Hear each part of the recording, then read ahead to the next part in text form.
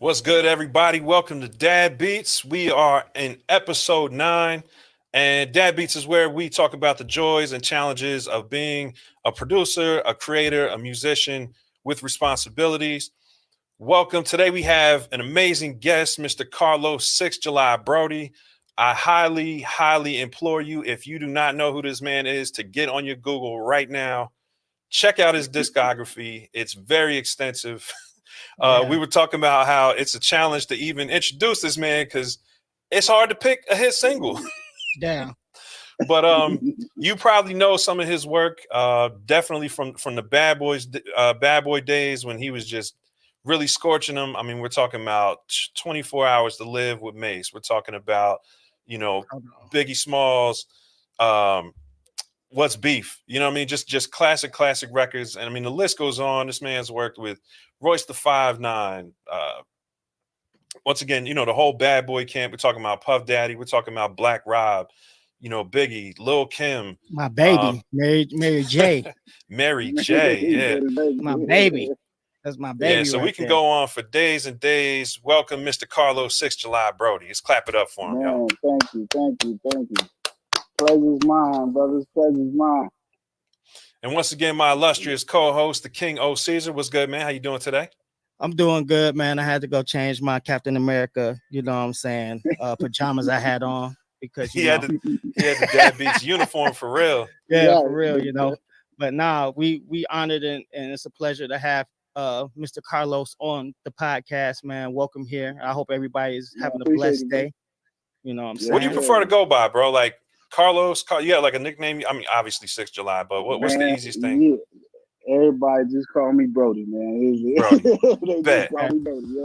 Yeah. See, Broady, either 1, 6, it don't matter. I'm answering all of them. I don't care. Yeah. Word. So yeah, man. We were talking earlier, and I'm just like, man, where do we start, bro? You have such an extensive journey in the music business. So many accolades. We're talking Grammys. We're talking, platinum plaques. So let's kind of go back to the beginning. Where are you from originally? I'm from Memphis, Tennessee. I'm actually a Stax Records baby. My family, I come from a family of singers.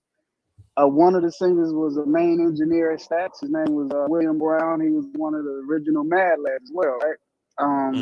Then my other uncle, Bertram and Randy is still popping. He was signed to Casablanca, Casablanca Parachute. And he's still popping to this day. Matter of fact, it's crazy, right? Because the Aaliyah Care For You sample, right? That's the group called the Newcomers. The Newcomers were two of my uncles, Randy and Bertram. Wow. And that's Randy singing on that song, that Timberland sample for Aaliyah, I don't know if you cleared it, so my bad, Tim. That's what it is, though. Memphis has just a tremendous music history. Just such a historical city. Yes. So I take it, you were probably around the studios then when you were coming up and kind of learning the game. Yeah, they never mention it, but I'm in a mix of all of Memphis hip hop, like from the Al Capone days. Like we were producing Al Capone in like '92 when he first got signed to Eli's company through EMI. Me, Al Capone, SMK, Gangsta Pat, Little Pat, Skinny Pimp 211. We was working on Al Capone's album. You see what I'm saying?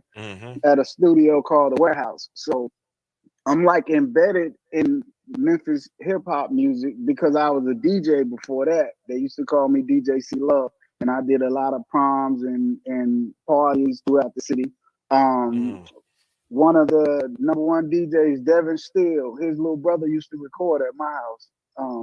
So we're embedded in that. That and body it's like a tight well. music community there. Like the music culture is really tight. It's tighter now due to the younger cast, but back in the days, a lot of the old heads had, we inherited our forefathers' inabilities to work together. Like you never seen Ozzie Hayes and Al Green doing projects together. Right. You know what I mean? So when it came to you know, beef between DJ Paul and DJ Squeaky and all of that. You know what I mean? We kind of inherited that type of atmosphere.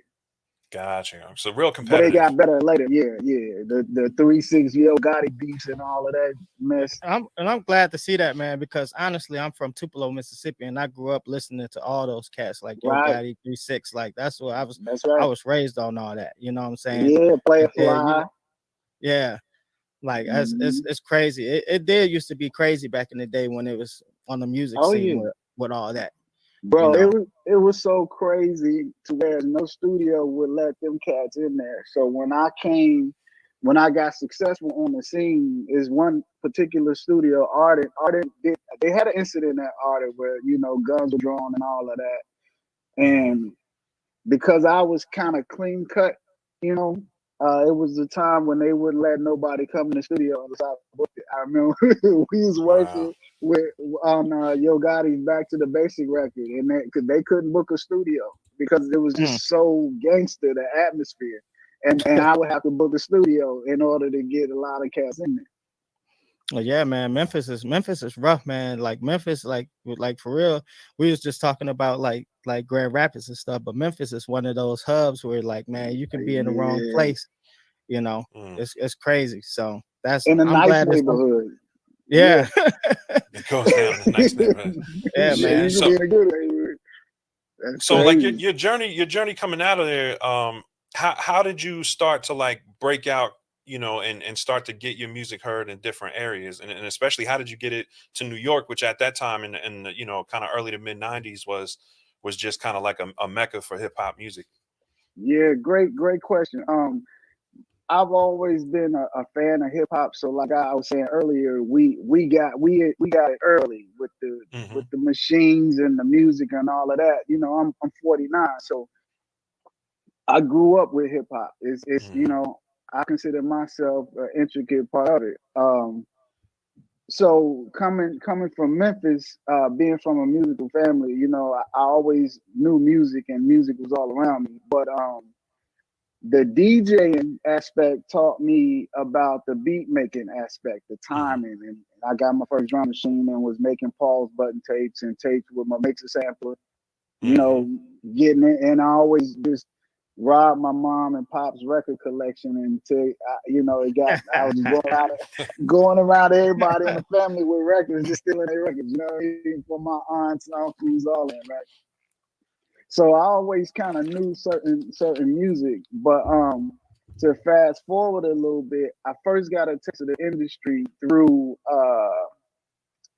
I sent out some tapes. My first taste of it, I sent tapes out to you notice I said tapes to tapes. Pete Cassettes. Rock's, like was it dad tapes or cassettes? Nah, it was cassette. Okay. I sent cassettes to Pete Rock's brother just randomly because I was just like being a fan of hip hop, and Premier and Pete are my favorite producers. So I noticed he had formed a Soul Brother #1 company, so I sent a tape to it. And I got a call back from his brother Ruddy. He passed away, rest in peace, Ruddy Phillips. And Ruddy called me back. He was like, "Yo, you got some dope joints, man. I'm gonna let Pete hear it, right?" So he let Pete hear it. And from what I understand, people was like, "Yo, let's sign him." So like in '94, I was signed to Soul Brother #1 production company. Wow. So and from that, you know, I was sending beats off for Nas's first record and AZ's first record in that same batch. Like his brother really was supporting me. He at the same time, my best friend, whom I call my brother, John Best, got drafted. He's from Jersey, right? And he got drafted, and I got a chance to go to summer camp in Jersey, right? He was in Secaucus, New Jersey, which was right across the bridge. So Pete's brother would come and pick me up. So I got a chance to go in the basement and watch Pete make beats. Like some of the beats was on the main ingredient that I actually watched him make. Wow. And I just sat there for hours and hours just watching him make beats. And that was a life-changing experience right there. And this was like 94. 94. Okay, so you were what, probably was that 17 or Might have been 1920, 1920. maybe. Okay. Yeah. So Something that, man, like that's that. huge, bro. So you're basically traveling hundreds of miles, coming up north and working with somebody who, and that's early in Pete's career, right? Like he wasn't even He legendary was hot. status yet. He was hot. He was just kind of coming out from like Heavy D and like, you know, who was his big cousin, I believe. Well, now Um, they had release Mecca and the Soul Brothers, so he was on fire. He's getting like oh, so this is after Mecca. 15 to Okay. 20 a joint. Yeah, this is That after was Mecca and Oh the Soul wow. Brothers. my Doing the first making tape that of I bought, Main actually. Ingredient. Oh, that's crazy. Wow. Yeah. Mecca and the Soul Brother was the first tape that I actually bought. So man, yeah, that was Wow. crazy. They were on fire at that point. That makes a lot of sense. Bro, I took a Greyhound bus up there. I rode Oh, a Greyhound from not the Memphis to New Greyhound, Jersey. bro. A Man, the Greyhound. Greyhound, That was the worst that's ride. rough.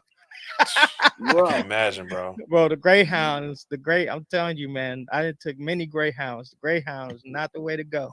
Bro, Can and the you bus stations imagine? in Jersey, wild, bro. That's Listen, Newark. yeah. It stopped in Newark. So can you imagine coming from Memphis, Tennessee to Newark, New Jersey off a Oh man, Greyhound? Shell shock. that's culture shock for real. Yeah, Yeah, I man. was like, oh my God, this is wild. But it was the greatest experience. One of my best experiences in the business. That's Man. dope. That's Yeah, dope. that had to be So exciting. yeah, man, Yes, and working sir. with with a legend like Pete. So how did that situation? How did it transpire? How long were you working with Pete's production company? Well, I didn't really get to work with him because he was so busy. Like I said, that one time in the basement, changed Mm-hmm. my life. I got to see him do what he did on the SP. Um, I remember I first walked in there, and the first thing he said to me was, "Yo, you scratch like Premier," and I was just excited from that. You know what I mean? And I Mm-hmm. just sat down and watched him make the joints. And after that, it didn't manifest into nothing, but that was good enough for me. I got to meet one of my idols, you know what I Mm-hmm. mean, and sit down and watch it work. We never said two words back and forth, you know what I mean. I just sat there and watched him do his thing. Yeah, and sometimes that's Um, enough. That inspiration, like yeah, as a young producer, yeah, I remember same thing. The first time I saw somebody making beats, it was he was doing it in his living room, and I think he had like it was just it might have been like an EPS Plus or something, and mm, I had never seen anything like it. And he just had everything set up in his living room, a couple racks on right. the table, like rack mounts on the table, and I just sat there for like an hour. I didn't want to leave. Like my friends were like, all right, come on, let's go. I'm like, do I have to? So I know that feeling, man, where it's like you're just soaking up game and just being Yes, inspired by sir. the whole the whole experience and just seeing how somebody who's kind of ahead of you in experience, does their thing. So what did you do after that experience of kind of like taking in what Pete was doing? Were you sending out more demos? Did you stay up north or were you kind of going back and forth? I came back home, fixed my charger. Sorry about that. I Yeah, it's all came good. back home excited, to make more beats. Hmm. From the little tricks I watched him do. And then I pretty much was recording, and I got a wild idea from my wife, since that didn't really manifest the way that I wanted it to. It was a great experience, but you want to get some placements. So she was Hmm. telling me, hey, why don't you just pick 5 record companies and send some tapes to?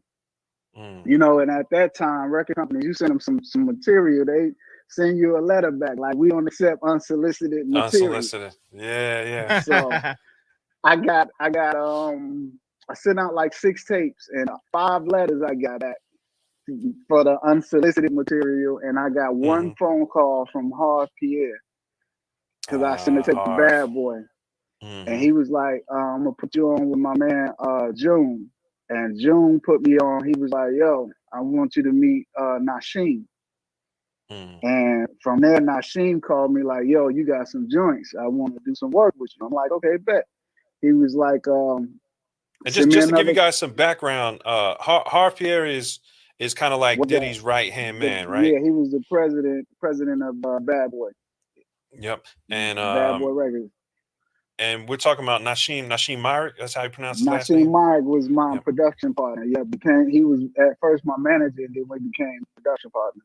Yeah, Nashim Myrick. Awesome. And I know for those of you who are familiar, um, I first heard of Nashim from and probably both of you from the TONY Yeah. beat, which T-O-N-Y. was Yeah. I remember Yeah. Capone and Noriega, they dropped a single, and I remember saying that I think it was like a sticker. You remember back in the day, they used to have the sticker of the producer, like they would put it on after the package was shrink wrapped. And I was like, Yeah. Carlos 6 Live Brody. I was like, let me see what this is about. And that's when, like, you know, you and Nasheem kind of popped on my radar because I was still in the study phase. This is like maybe like Oh, that's 97, crazy. right? Yeah. Yeah, like I Yeah. think I had just got my MPC. I was 17, and I was just buying everything that came in the record store. And Damn. you kept popping up on these On 12 the inches. You know what I'm 12 inches, saying? right? Yeah. Yeah, and 12 inches. That's crazy. Yeah. So basically with Nasheem, he working with he was already working with Diddy, and had they, you know, had you guys kind of formed the Hitmen yet, or was it just, you know, Nah, getting the started? Hitman button, they was just getting started. Nasheem, I first saw his name on Mary's My Life album. I think that's where the Who Shot You beat first showed up. Okay. With Keith Murray on it. Like it was like a interlude or intro type record, right? From my understanding, that was Nasheem's first beat. So when Biggie did it, it just was crazy. So he was buzzing from the Who Shot You. And then when we hooked up, the first record, what was crazy is from that tape selection, the second one or the first one, I can't remember which one, the Queen Bitch record came from that tape selection. So Nasheem's second phone call to me was, you got to come to New York. And I'm like, what for? He's like, Biggie want one of your beats. Matter of fact, he said, Biggie want two of your beats. So I'm like, that. He's like, I'm going to up the ticket. So my second trip to New York, I'm flying in fresh off the plane, going straight to Unique Studio from the airport to Unique. Are you carrying the SP1200? Did you just bring the floppies? Yeah, I brought my 1200 and I had my floppies too. Because I didn't know, if they had it, but back here you could rent anything. So I had it, I was ready. So I'm walking in the studio in the Unique, and Biggie sitting on the couch, and I'm thinking in my head, damn, that's Notorious B.I.G. And I'm about to drop this beat. So, Biggie, he's sitting back and he like, yo, you from Memphis, right? I'm like, yeah. He's like, I'm coming to Memphis next week. Take my pager number down. So I take the pager number down. Man. That's crazy. I dropped the beat and he like, yo, you got some shit. You know what I mean? He's like, yo, we're going to do some work. So I dropped the beat, bounced out, right? And I think I stayed in New York about a week, man. I did some work, did some paperwork and all of that. And come back to the crib. Sure enough, I get a phone call on my answer machine. And Biggie like, yo, I'm in Memphis. Come to the hotel, come to the show. I got you, blah, blah, blah. But what was crazy when I called the number back, his pager number, because I called it like, I want to know if this is really his pager number. He just, he ghosted me or something. I call a joint back and he got the Queen Bitch record on his answer machine with him rapping to it. Oh, so I'm like, oh man, this is and that was the thing back in the day, right? Like to have fresh tracks on your answering machine when people called. Your answer machine, hell yeah, that's how they knew you. You know what I mean? Because that's how they knew it was you. Yeah. Dude, listen, that's crazy. I used to call Pete's number so much because he used to put new beats on his joint. I know he got sick of me calling his number, but he used to have new beats on his joint like every week. It's crazy how full circle that is, because I remember I was rapping back then, and I took an interlude beat that Pete did and I looped it up and I spit to that on my answering machine. Like I did like a little 16, you know what I mean? Leave me your message was like the last line. And it was just a fly, it was just like a fly part of the culture. Like your answering machine was like, it was like kind of like your calling card. Like when people called you, you had to have something fly on your answering machine. You either had to say something fly, something slick, especially if it was a chick calling, right? Like, she can brand building, right? It's like it was all this is before my time, man. Back in the 90s, man, I was a little snot-nosed kid, man. I was still, I was listening to music because like I've always loved music coming up. So like, you know what I'm saying? Like some of the songs that you produced, I remember like being in the house like this, little snot-nosed kid just dancing, you know what I'm saying? Or vibing out to like, Biggie and Lil' Kim and stuff. But, I wasn't like all up on like the inner workings, like who produced it and all that stuff, man. But it's like it's crazy to like, you know, like see you and then be like, yo, man, I remember that joint, bro, that I used to be in there, little snot-nosed kid getting it, you know what I'm saying? Like that only you track, bro. That was like one of my things, man. That was one of my that's crazy you said that, right? Because that track almost didn't happen. The only you track we had so to go back, we did the Queen Bitch record, right? So my third trip to New York, first placement was Queen Bitch. And that was like Little Kim's first major single, right? That was that was one. I think it was either between that and No Time. It's hard for me to remember. Oh yeah, that's right. Yeah. I think Queen Bitch hit the underground first, like the mixtapes and shit. You know what I mean? So when I get off the plane for my third trip, I'm hearing everybody playing the instrumental. Queen Bitch instrumental. So that just blew my mind, like, yo, this is crazy. Like New York was crazy then. So the third trip is when we because I came back up there, I did the Tony beat, the top of New York beat. I did the foundation at the crib, sent it to Nas. She like, yeah, let's work on it. So I come back up. He had already had the meeting with Tragedy and Martin Moore about Conan Noriega. Right, so when that joint jumped off, I remember he played it for Puffy, and Puff didn't like it. Right, I think it was just, you know, he wasn't in that element then. Yeah. And when he played it for Puff, Puff was like, "Yeah, it's cool." Right. So I remember we ended up recording it at Daddy's house, and we mixed it at Daddy's house. So after we got it right and was getting ready, we was mixing the record.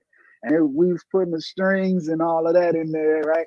And I remember Puff coming in the room, and he looked around like, said something slick like, "Yeah, y'all giving away these homeboy rates." You know what I mean? Like, letting us know, like, I would have gave y'all more money for these joints, you know, had I known it turned out like this. You know what I mean? But it was kind of cool. But after that, that's when I started hearing about the Hitman being formed. So I remember one time Nas called me like, "Yo, we about to take a trip to Trinidad," and Puff said I could bring you, cause really Nas was managing me, but we was doing production together. So they saw me as Nas's partner, right? So we get to Trinidad, and that's when everything started to formulate, you know, the Hitman and all of that. So on the Trinidad trip, it was myself and Nasheem, and we were also paired up. It was me and Nasheem, Derek and Ron, D-Dot Angeletti, and Amin Ra. They always been together. And then Puff and Stevie. So on that particular trip, Faith was on the trip. Aaliyah was out there. I don't know if you're familiar with Harsh Brown. Harsh Brown was out there, and 112 was out there. Then he had engineers Axel Neilhouse and Tony Maserati and Doug. Legendary engineer Tony Maserati. Yeah, my man Doug. So we were all just out there just mobbing on the beats, you know, and that's when Puff first approached me about signing to the Hitman. So the funny thing is, you know, I don't know if y'all know, but I am considered by some a Hitman and I'm considered by some not a Hitman, right? Because I never signed to Bad Boy Productions or to Puffy as an actual producer. But you were just always with the fam, always putting in work. At the Heat, bro. His words to me was, "Listen, I don't care what you do, as long as you keep bringing me that heat. You know what I mean? You're a Hitman. You're a Hitman. You might not be on paper, but you definitely a Hitman." You know what I mean? So, quick question. Now, by you not signing, was that because you had some type of savvy at that? You know what I'm saying, as far as legal wise, because a lot of people were, you know, a lot of people talked about Puff's contract practices back then, that they were pretty, they were different. So was it something where you just didn't want to commit to something that deep? I tell you, at that time, I was being loyal to Nasheem, my partner. That was one of the reasons I didn't sign, because he offered me a publishing deal as well. Okay. And I'm savvy with contracts as well, right? wasn't a bad situation. I just was gonna, was gonna ride out what I started with. That's how I am. You know what I mean? I Probably noticed a lot of y'all brothers from Memphis, y'all be on point with the contract and the music talk. Like people ain't gonna sign y'all to no BS. I mean, I hear Yo Gotti talking like that. I hear Dolph talking like. There's something in the culture there and something in the water in Memphis where y'all just don't sign everything. Yeah, me. A lot of them got me to thank. Because serious. I'm an advocate for you knowing how to read a contract and knowing about your publishing and all of that. Like I wouldn't work with certain artists if I couldn't teach you about that or if we didn't have that conversation, because that's how you get your money. Yeah. You need to know how to get your money. And as a producer, that would be a concern if you worked with an artist and then they just took your records to anybody, signed anything, and then you would probably miss out on money that you would do as well. Listen, I got a story. Can't nobody hold me down. I produced that. My name, I carry that cassette with me every day, right? The actual cassette. We're talking about Mace here. Mace and Puff. Puff's first single as an artist. This is after Biggie passed, right? Can't Nobody Hold Me Down was his first single that was his debut single as an artist. He debuted Mace. Go ahead. I'm sorry. Yeah, go ahead. Oh no, you good. I was just like I was putting together the song. You said the song, and then like every time you say that, like I'm hearing the song in my head, bro. So. You should throw the soundbite. We shouldn't get flagged. Throw the soundbite in there. I argue with YouTube about my records all the time. Like, this is my record. Like, this is my own part of this record. Yeah. But what was crazy about that record, to go to what you said, it was crazy back then because when you release a record, if you're somebody like Puff, he can go straight to Flex or Clue or whoever, and they're gonna play that joint. So before the record, like I remember that record stayed on the mixing board for like 14 days, 10 days or 14 days, and when it was finally done, he took it to the radio station and it blew up from there. Well, the problem with that was the sample wasn't clear. The two samples, the Calypso record and the Message, they hadn't cleared the sample. So when it's time to get paid and do the negotiations for that record, the only money I saw was on the sale because the two samples took all the publishing. They took the publishing and the rights. You know what I mean? So that was a hell of a lesson to have a number 2 record, platinum single, and you know what I mean. But at the time, singles were selling, so it's on the single and the album, so I still got money off of it. But to have that publishing and a writer's check would have been crazy as well. You see what I'm saying? And that's very interesting because one of the questions, and kind of one of the topics that come up in the producer community a lot is, should I use samples? Should I not use samples? Do I have to worry if I use samples? And I think that story kind of illustrates kind of the worst case scenario, which is it's not necessarily you get in trouble. It's if the song takes off, you just don't get much. Well, some of them, because I do my own sample clearance sometimes. Some of them, you can get their information from being my ass gatherer. You can call them, and a lot of them are cool because the records are so old, they wasn't making money off of it. So you can offer them, a couple of grand and a piece of the publishing and the writers, and you keep it moving. Nowadays it's so easy. You got what Tom Silverman, his track label company. You know what I mean? They doing some great things. So it's a lot of ways where you can still get your sampling on and not have to worry about that. And I never, because sampling is so fun to me, I never worry about clearing a sample until it's to that time. You know what I mean? Even if I might get in trouble and release a record, when it's time, that's when it's time. So that's when I'm doing it. Yeah. That's so dope. you I ain't trying to steal from the Robin. I'm gonna definitely give it up because I always make sure I list it or write it down so I'll know. But when it's time for them to get paid, we're gonna make sure they get paid. Right. Okay. So you just worry about making the music first and then worry about all that stuff later. You know what I'm saying? Because the music is where it's at anyway. You know what I'm saying? You sitting there trying to make the music, worried about if you're gonna clear the sample, then that's no fun. Yeah. You sitting there stressing about clearing samples while you making the beat.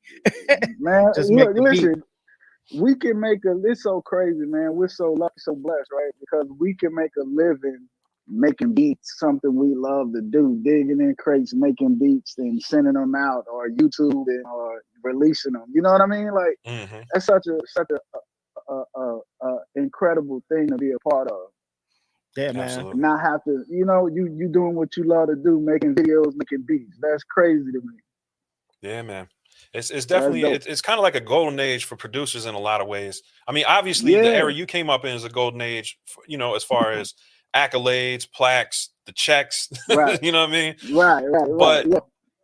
as far as now, it's a golden age in the sense of the creative freedom you have, and you don't have I guess it's a double-edged sword, right? Because you don't have gatekeepers now as much, but then you don't have guys like Puff who are great gatekeepers in a way, because when they give you the thumbs up, man, they taking you to the moon with them, right? Yeah. It's next level. It's next level, man. I learned how to I always had my style of doing things, but I learned how to make records from Puff and Machine and being around those guys. Watching Stevie J put bridges in and take a raw beat idea and bring it to life. Right. Bad Boy was my university. You know what I mean? Being around all them guys. So it was a real dope experience. D-Dot got one of the illest record collections to me. Just like the Benjamins and Do You Know, like them samples that came from his collection. You know what I'm saying? He was just starting to make beats when we was in Trinidad. You know what I mean? So, and you know what's interesting back then, I mean, you can see I rocked the camo. I always had the Timbs. I was one of those, I won't say a backpacker, but I was one of those rugged hip hop dudes. But I could always, and the producers like the Hitmen, the guys who would do these shiny, shiny records, right? But they still had great sample work, great drums, great bass lines. It was just like these little sprinkles, embellishments of, and I mean, just little stuff that made it a little softer or kind of soften the edges, and that's what made it a hit. I mean, but these are just genuine hard hip hop beats with a little sprinkling of something to make it hit. Yeah, bro, we were hip hop heads. Me, Derek, Ron, Nasheen, the shit Puff is a hip hop head. He's writing a mix of it. You know what I mean? Right. He just found his niche in polishing records. But man, he definitely is one of them cats. But that was the thing. If you look at the Life After Death album, it's like a Bible to cats on how to make a great album. Yeah. Because it has some of everything on it. You know what I mean? Absolutely. What kind of got you into, kind of, doing the 112 stuff, doing the Mary J. Blige stuff? Kind of what made you get into that transition of doing R&B? Was it just that culture you were in, around those guys who knew how to polish records? Is that kind of what the only difference was, or were you trying to do something new? The 112 joint was I remember when we was coming out of because Stevie did the beat in Trinidad, and they wrote the record. Well, now he did it before Trinidad, but the record was hot when we was in Trinidad. So when we got back, Puff was wanting to do a remix, and nobody wanted to do the remix because if you thinking about 96, 95, 96. The BPMs was different then. They had a certain bop, right?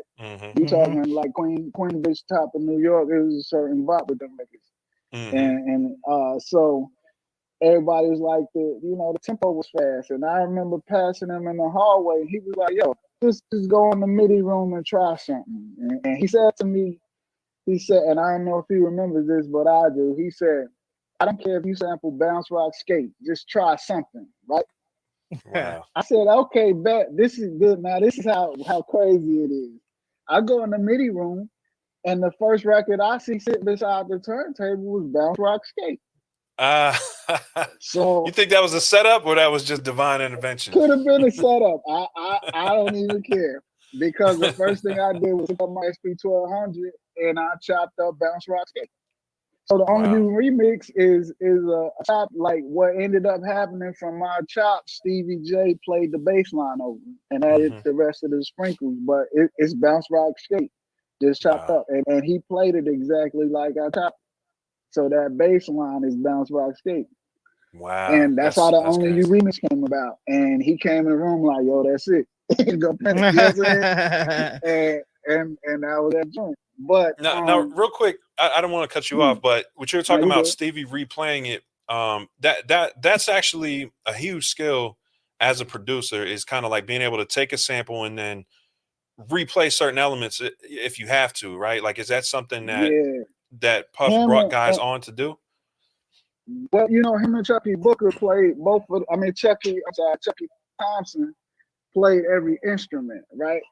And Chucky just recently passed away, right? Yeah, Chucky passed away, man. Rest in peace to Chucky. He's a legend. I didn't know much about him, but the community really loved that guy. So shout out to Chucky. Oh yeah, I'm a stand up for a little bit. I got charging better yet. So it's all good. Chucky and Stevie played all of the records, man. Both of them were great producers, and they both could play multiple instruments. So we would definitely capitalize on that. But yeah, that's one of the elements that Puff he would do, bring them cats in and add his production, and they add their style, and it became a full-fledged team production on a lot of the records. Damn. Wow. That's it's crazy, right? Yeah, it is, man. Like I said, I wish I could have been, because like I still love like the live instrumentation, like part of music. You know what I'm saying? You know what I'm saying? So like it would have just been dope just to be back there, just like, I'm trying to put myself in the session. Like I wish I could like see stuff through your eyes and like how it was back then, because there's a lot of nostalgia there. You know what I'm saying? And I just, the thing off top that really stood out to me was when they heard your cassette, they flew you out. Whereas now, as if somebody hears something they like, just send me the stems. Just send me the stems, the email. That's what I don't like. Yeah, I don't like that, right? Because listen, in my era, it behooves you to be a part of the studio session. Not only could you learn something, but that's how you network and that's how you did things. So we didn't have that technology then, so everybody was in the session. You actually physically track your beat out from your drum machine, right? Right. From your SP4, your MPC, whatever you use, you actually check it out, and you're sitting in there. I sat in a lot of sessions with a lot of the artists. But I wanted to say this on the Mary J record. The Mary J record, the reason I'm credited is because write the record, but he sampled Queen Bitch. So that's why I'm on there as a writer, because Queen Bitch was my record, writer and publishing. Okay. At first I wasn't happy about it. Really? Because coming being a hardcore hip hop producer, beat maker, I'm a beat maker. It was so new. The record was so new that it's like, damn, my record ain't through living yet. You know what I mean? Yeah, and he comes back then. We called them Jacks. So it was like Rodney jacked the record and made an R&B record out of it. That was the thing, jacking hip hop records and making R&B records out of it, which led to the India Ari record. I'm taking a page out of that book, Jack the Akinelli record from the Ari. Okay. And that was the India Ari record you were directly responsible for. That wasn't somebody sampling you. Yeah. No, that was me. I did her first single video, I did that, and I See God in You. And it's funny because if you were a hip hop head at that time, and India Ari is like this wholesome artist, right? She's singing about loving yourself, and if you know that Aknel record, oh my God, it's like, yo, who put it in your mouth and made it wholesome? Me? Yo, if your kids aren't around and you're you know what I'm saying, you're not familiar with Aknel's record, look up Put It In Your Mouth, not around your kids, and don't do it at work. Listen, but that record was crazy. I don't know who I can't think of his name. He's gonna kill me. Who produced the Akinelli record? But I just was it DR period? Was it DR? It might have been DR, because I don't know. I could be wrong. I'll look it The up though. way Go he ahead. put that joint together, I knew the sample, but the way he put it together was crazy. But and it's crazy how when me and her hooked up, I had to drive to Nashville to listen to her demo because they wouldn't send it to me. And my friend Ring Nally, she was like, "You gotta come hear this." So I'm from Memphis. It's like 2.5 hours. So I drove up, and she was working at Universal at the time, and she played me like 3 records, and I See God in You was one of the first records, but it didn't sound like that. And she was like, "So what you want to do?" And I was like, "Well, let me try that record, right?" It's crazy, right? So I said, "Send me the acapella that I See God in You. Let me get that." And on my drive home, I was listening to Redman Muddy Waters album. And Redman got a joint on there that I jacked for I See God in You. And I can't think of the record, but when you go back and listen to Muddy Waters, you're gonna hear him be like, "Oh wow."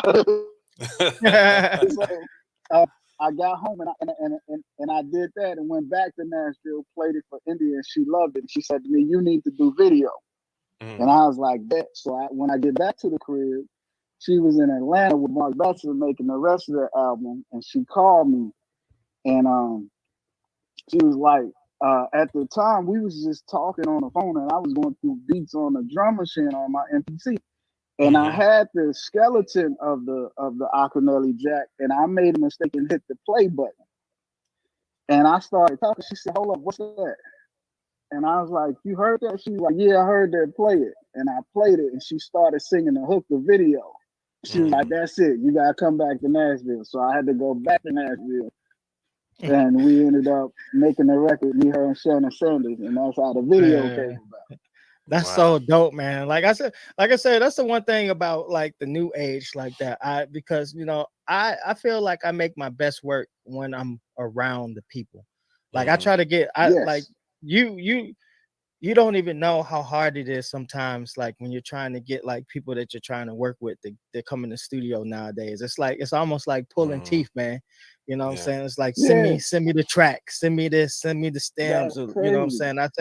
And I'm like, man, I always like that's just dope. Like you went to Nashville, you worked with her, then you was on your way out, you sent her some stuff. She's like, yo, you got to come back. So you went back, and y'all, it's like it's a vibe, man. I wish that part of music is what I want, like music to get back to. I hope that music can get back to in some way like more personal, like that way, Yeah, I think it's coming back because I see a lot of the young guys collaborating, right?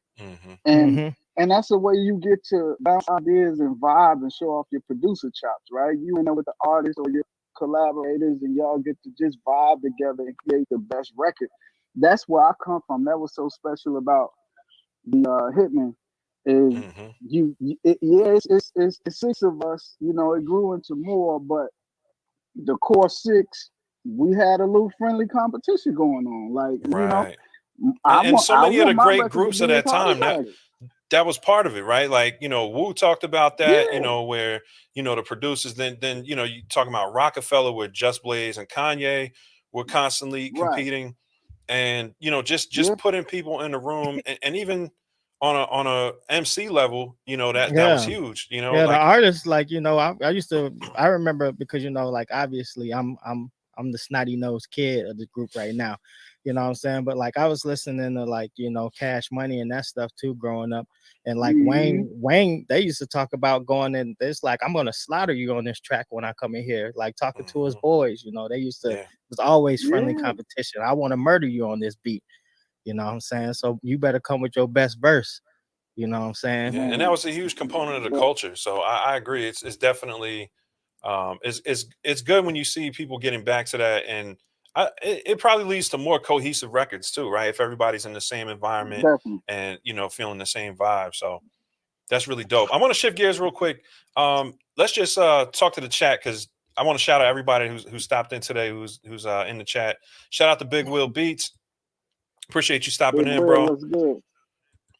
And Big Will's a huge part of this community too, man. Always, bro. Always showing love. Yes, sir. Yes, sir. Shout out to Big Will. Yes, appreciate sir. you, man. Always on top of it. I got my mama in the chat, y'all. Hey, what's up, Mama Sight? Mary Hey, P. Mama Pettiford in the chat. Yes, Shout out to Dunstan Adams. Said, finally caught a live one and the baby is waking up. Oh, well, replay gang. Hey, man, that's Dad Beats life for real. Dad Beats, man. Salute, though. It happens Salute to the all the best of us. fathers out there, man. Word. And Carlos, you have kids. Live, huh? Yeah, absolutely. Your kids older. Huh? How many kids you have? I got 2 kids, son and daughter. My daughter just turned 34 on the 7th, and my son is 24. And I got you said 34 and 24?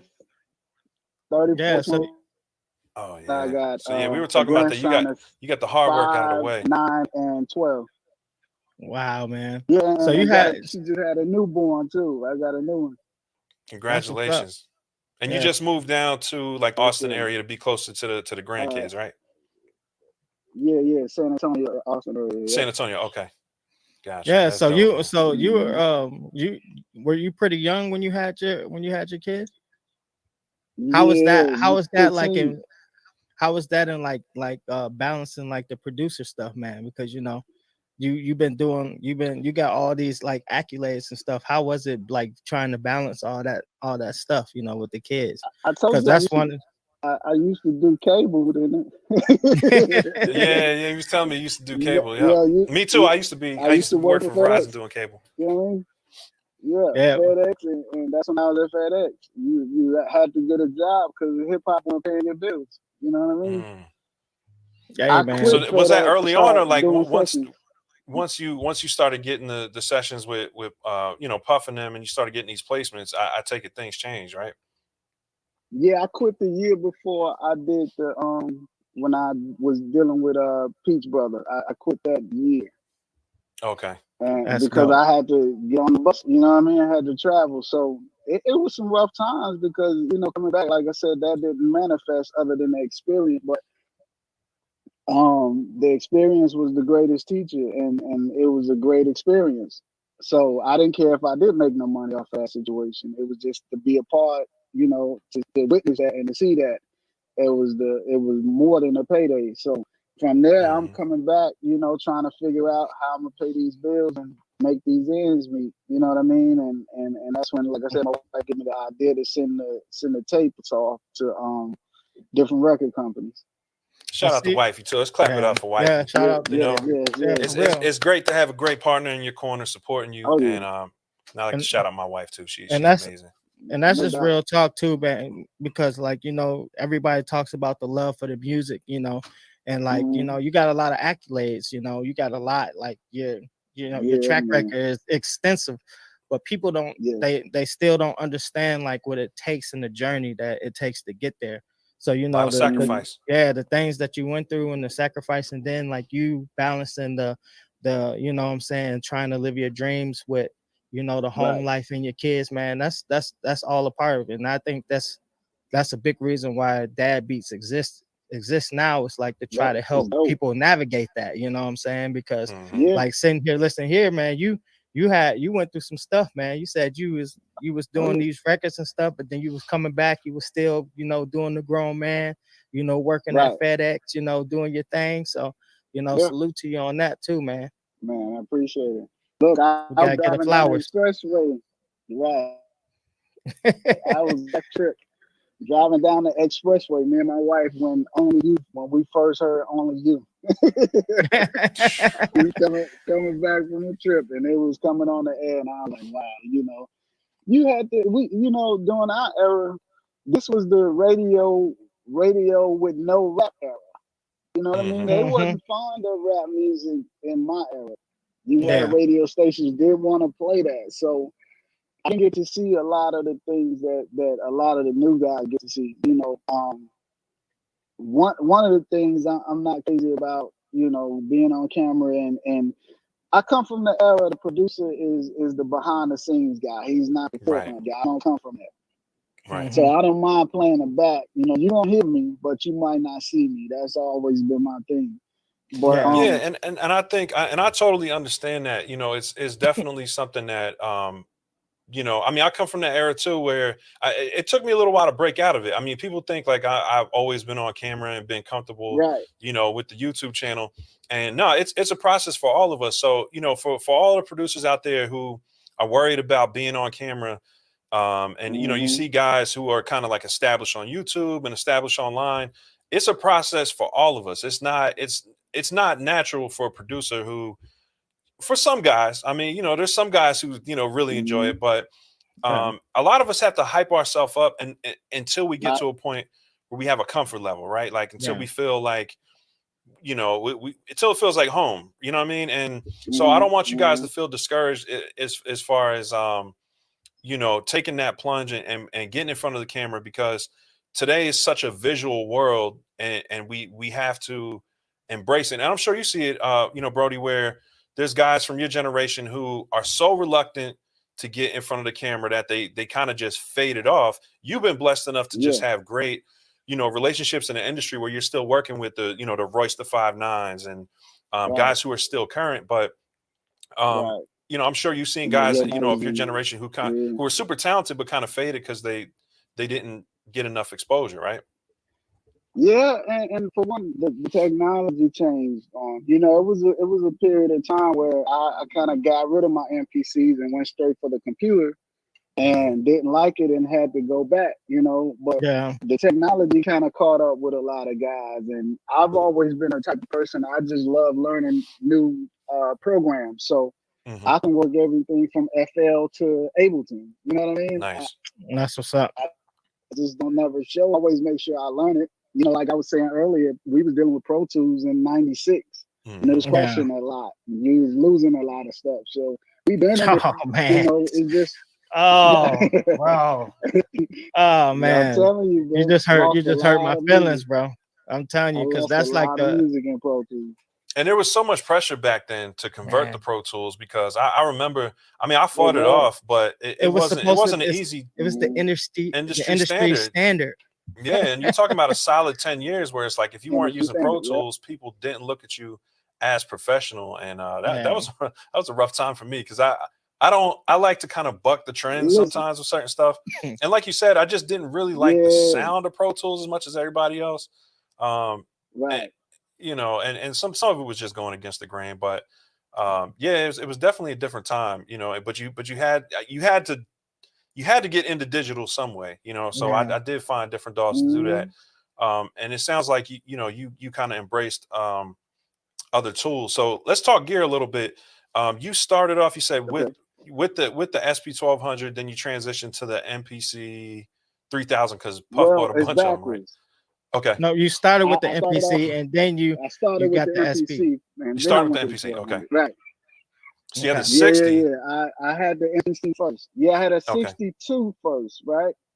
And with the 62, I don't know if you ever had one I worked on, but the 60 had the mono. You could do the mono sample, right? Where you could do switch your sample to mono instead of the poly, right? Right. And it would repeat. But 62, it didn't have that, and that's what I bought it for. But I didn't know it didn't have that on there. So I ended up getting rid of it and getting my SP1200. And I remember my man Rodney Chisholm, he had a record company, and I was working with his artist, and he was like, "What you want for this album?" I'm like, "Buy me an SP1200." That's a good trade. That's dope. That's a good trade. And I did the records on that album. I just seen that album on YouTube too. It's crazy, but that's how I got my 1200. My man bought it for producing the album for him. But yeah, the 62, then the 1200, and then when I seen when the MP 3000 came out, we was in Trinidad, and I came back and I got the 3000, and I've been 3000, and then I had the Renaissance. With the I had my 3000 with my 5080, my Roland 5080. You know, that was the sound. Oh yeah, that's a classic. Yeah, the XV50. With all of the cards, right? Had my Rhodes and my Move. And then the Renaissance. I had the Renaissance to touch, the studio, the live 1-2. I had all of them, the X. So so you went through the modern series. You pretty much got all of them. Okay. Yeah. So which one is your? No, go ahead. I just want to know which one is your baby now. I know you still probably like to work on the Live 2. The Live 2 is a beast. He was preaching about the one just a few months back. I remember he was like, the one is it. got on there live too. Try to tell him. But you know what? The one is crazy because of the buttons, right? But I don't like headphones. I don't like making beats in headphones. So that speaker on the live too is it for me. It's like, because you know, I can just, it's crazy. Like, I told you. I'm clumsy because I'll just get up real quick to do something and I'll pull everything off the table. So that's what. So the battery. Yeah, the battery is like. I think that one of the things that I noticed about like we were talking about well, one point I wanted to go back to real quick. You're talking about bartering your production services for a piece of equipment. And this is something like I tell people in NPC gang all the time. They're like, oh, you know, I'm working with these artists and they keep saying they don't have no money and they don't want to pay me. Or you're uncomfortable talking about money. That's a hack. Oh yeah. Barter, if you're going to produce a whole album for an artist or a group, get them to chip in and buy you some gear. You know what I mean? It's definitely. Listen, I'll tell you a story. I ain't gonna say no names, but it's a producer, well-known producer that, you know, at one point he was doing a project that I was working on and they wanted him to do a beat. And he was like, yo, you gotta, you know, I give you this beat. I don't want no money. Just buy me the new Tahoe. He was talking that much. Something like. You know what I mean? Just give me a new Tahoe, man. I don't need no cash. I got you. Yeah. Right. That's what's up. Right. You know, a lot of people don't know the more money you make, the more taxes you pay. You know what I mean? Yeah. No, that's true. The more money you make, the more taxes you pay. And if you can get this camera I'm shooting with, my wife and her cousin were trying to do a game show, right? It was what's the one? Candy Crush. They had a game show a few years back. Okay. And my wife and I were just dating at the time. You know what I'm saying? We weren't just dating, we were together, but she wanted, her cousin hit her to do this game show. And I had a camera. I had like some older cameras I needed to upgrade. And they were like, can you shoot our demo for us? Like our, our kind of like demo reel to send to the producers. Cause her cousin had a connect with the producers and the show wasn't out yet. Like they were just starting to make it. And I said, all right, yeah, I'll shoot y'all a demo video. Cause I already know I'm good. You know what I'm saying? So I'm like, yo, I'll shoot y'all a demo video. If y'all get on the show and win, it's a long shot, but if y'all get on the show and win, the prize. Oh, you dropped out a little bit. That was the trade. They got on there. They got flown out. They won. You know what I mean? It was a long shot. They won. And her cousin didn't hold her end of the bargain. But my wife did. You know what I mean? She was like, all right, I'll get it for you. It took a little, I had to twist the arm a little bit. I was like, yo, y'all did promise me this camera. And now I got the camera and you know what I'm saying? Now I'm doing great things with it. We missed the prize though, bro. Yeah. Yeah, you dropped out. We didn't hear what the prize audio dropped a little bit. Yep. 25 when they won. And you dropped out again. Did I drop out? Yeah. They don't want to see the prize. Yeah. So yeah, the prize was 50,000 and they split it 50-50. Okay. So they were supposed to go half on the camera, but it ended up her cousin just kind of took her money and rolled. So my wife did hold up the end of the bargain. She did buy the camera. It was like 3 racks. And I've been using it ever since. I'll never sell this camera because it's sentimental value. But I say all that to say those taking, if you're gonna take it, get something on the line. And that's kind of just all I want to say regarding that situation. There's nothing wrong with bartering your services as long as you just don't want to be working with people with them not having skin in the game. And yeah, you know, a lot promises. Of people you're dropping out, bro. Say it again. No, go ahead. I'll work for promises, but it's good to hold people accountable for the work that you're doing and having some type of agreement.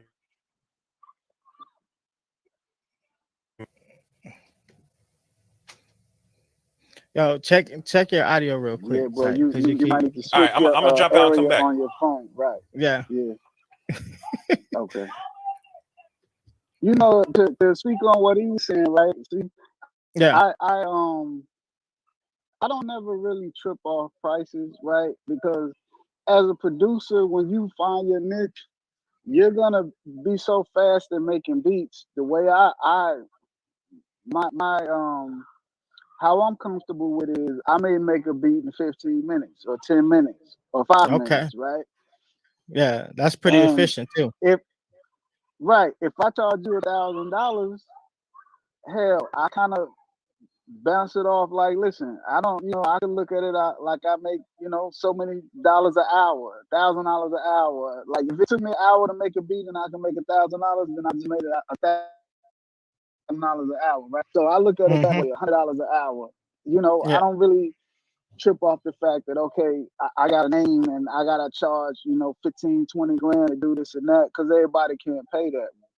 Yeah. We're in a different era where, the music, the royalties is 1/10 of a cent, you know what I mean, Yeah. on streams. It is. It is So crazy. I was it's not the looking at that, same man. game no more. Yeah. So you guys used to get Crazy. paid. Yeah, You it's a guys tenth used of to a get cent. You're paid not even more. making a penny. Yeah, I know. It's Like it, 8 cents. it's 8 it's cents. crazy. So back in the day, you guys used And to a, get and a paid more, right? Like off of like yeah, when you yeah, guys got publishing and stuff like sales. that. Yeah. Yeah, you get a percentage off the sales, you get a publishing, a mechanical check, you know what I mean? Then you get your BMI joint. Okay. Your writers and your pub, you can get 2 checks off BMI ASCAP. Well, not ASCAP, but BMI. I get 2 checks, a writer, publishing, then I get a mechanical from the record company and a what they call an artist producer royalty from the record company. So my thing is I used to charge like, 3 points. 3 points is worth basically a quarter. So Mm, off of every unit sold, I get a quarter per unit. You know what I mean? that's And crazy. the units used to sell for like $8-9 back in the day. Like the album was $8-9. Some of them was like 15. I think Life After Wow. Death was like Yeah. $24 or something like that. Yeah, man. Like I remember that because you couldn't get an album from I used to buy albums and like CDs for well, I didn't used to buy nothing. My mom used to buy them for me when she could. Right. You know what I'm saying? But Yeah. it was like $10-15, man. Like Yeah. for each CD, man. My mom be like, Yeah. boy, you only getting one. Which one you Right. want? Pick one. Pick one. You better pick the one you want, because you know what I'm saying.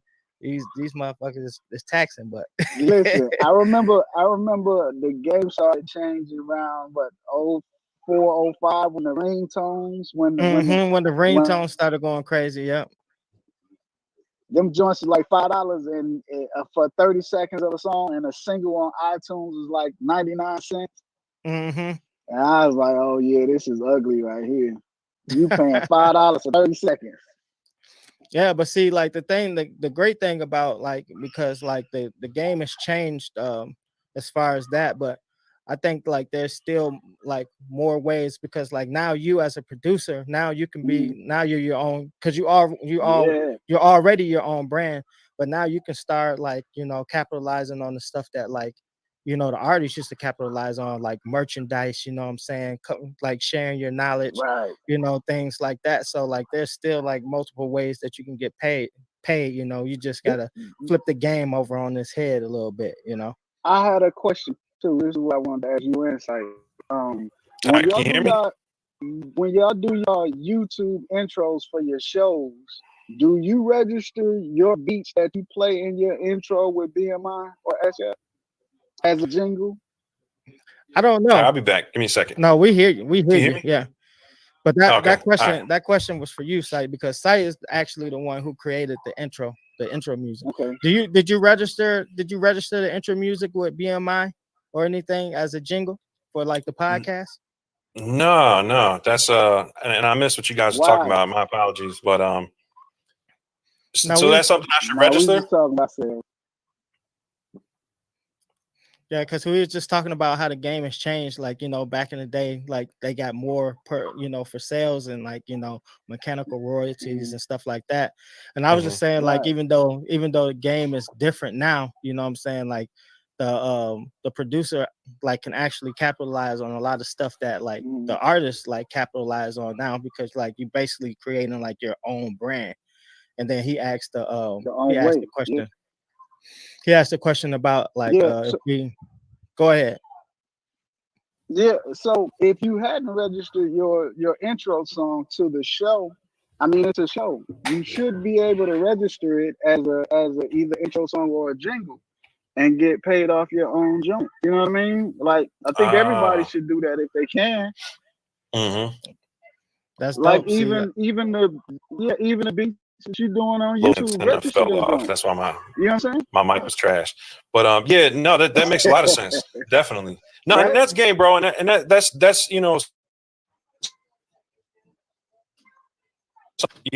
all of us have things we need to learn. I've been making music probably for 25 years now, and there's still so many areas where as creators we miss out on money making opportunities. Just out of not well, there's one part not knowing, and then there's also it does take work, right? Like you're talking about going in and doing the registrations and the different organizations you have to work with, and it's a lot to keep up with. But is part of your routine like staying up on that stuff, like making sure you're getting your publishing and making sure the numbers are right? Oh yeah. Look at it like this, right? Because if you do a video and you got a sample in your video, right, you're gonna get flagged.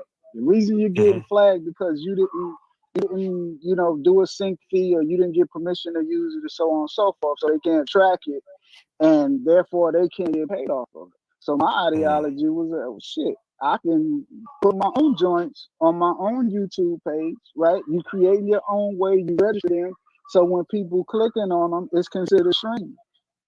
You're streaming, so you're making money off of your own joints. You know what I mean? Right. Like, Right. it just makes sense to me. It's considered a performance, so you're gonna get a performance royalty from that stream.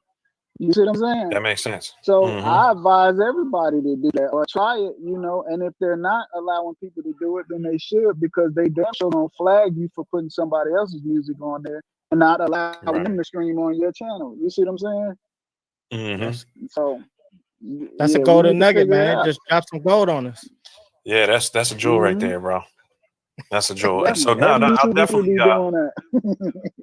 That makes sense. That makes perfect sense. I think I was concerned about getting a copyright strike from my own stuff, but I think did that. It happened to me. It's happened to you. Yeah, I got a joint on my YouTube page where I showed partially me making this particular beat, and at the end of I put the actual beat on the end of my video, and it's crazy because I'm on a site called License Lounge, and YouTube sent me an email saying that my beat was already on. Well, this beat that you use is already on this particular avenue or whatever, and they flagged me, and I had to write them back like, listen, I made a video of me making that beat on my page. It's my beat, and that's my account on the other side. So what are y'all talking about? Yeah, you know what I mean? Like, it's me. And what's your YouTube channel too, so we can plug that right now, so it's everybody. Just, it should be Carlos 6 July Broady or Carlos Broady. It's just my name. And we'll put the link in the Instagram, description Twitter. for the replay gang too. No doubt. Yeah, because I want to check that out too, man. You know what I'm saying? See Absolutely. No, he's got some joints on there, and it was definitely the first time I saw you on YouTube. I think you commented on a video, and I was blown away, man, because like I said, I was one of those guys who was studying the culture so heavy, studying the producers, looking at the album credits, not just the album credits, but like I said, the 12 inches, man. It's like when you went to the record store, there were certain things that you was just constantly seeing on the shelves. You know what I mean? And it was definitely a very, very humbling experience, like having you comment on some of my videos. And I think that's something for those of you who are kind of like reluctant about getting into YouTube and getting into social media. The upside is you never know who you're going to run into, and I've had beat streams where you've come on and, you were like, you need less notes in that bass line. Simplify the bass line. I'm like, yo, if Broady tell me to change the bass line, I'm changing the bass line. And sure enough, it's like it clicked better. Right. That's crazy. So it's one of those things where even if you're not doing it for money, the just the environment and the community of YouTube and different social media platforms, but I say YouTube in general because it's long format. We can have these long conversations on here. There's really no replacing that. There's no replacing being able to link up and speak to, you know, people you admire and respect, and people who have been such a huge influence on you as a creator. And it does, you know, it does happen if you put yourself out there and you know, you kind of just show your best work. So I just want to encourage everybody who's kind of on the fence about it. You know, don't worry about getting your channel started and learning, you know, because yeah, exactly. You know what I'm saying? Like, we're, you know, I've been talking to Broady about his channel and how we can improve it and things like that. And people are going to come into your, you know, into your environment that are going to help you get to that next level. And of course, there's a lot of learning and things like that, but you never know, you know, what kind of opportunities can come from it. So I just want to encourage everybody, you know, to just take the plunge and put your work out there, man. And shout out to everybody who, you know, comes to this particular stream, but also comes to you know, all of our channels and show support, because it really is encouragement, and it keeps us going. You know, it makes us kind of aware that the things that we're doing and the work that we're doing does have an impact. And sometimes, you know, Broady, we're talking about 20 years later, bro. Like, work that you did 20 years ago it was so instrumental to me. You know what I'm saying? Like, as an up and coming producer, it's just so amazing that at this point, you know, 20 plus years later, in a lot of these cases, that we can talk about, you know, that culture and that time period in hip hop. It's just amazing, man. So, you know, I'm very grateful for that. I never imagined that somebody would be sampling my works, right?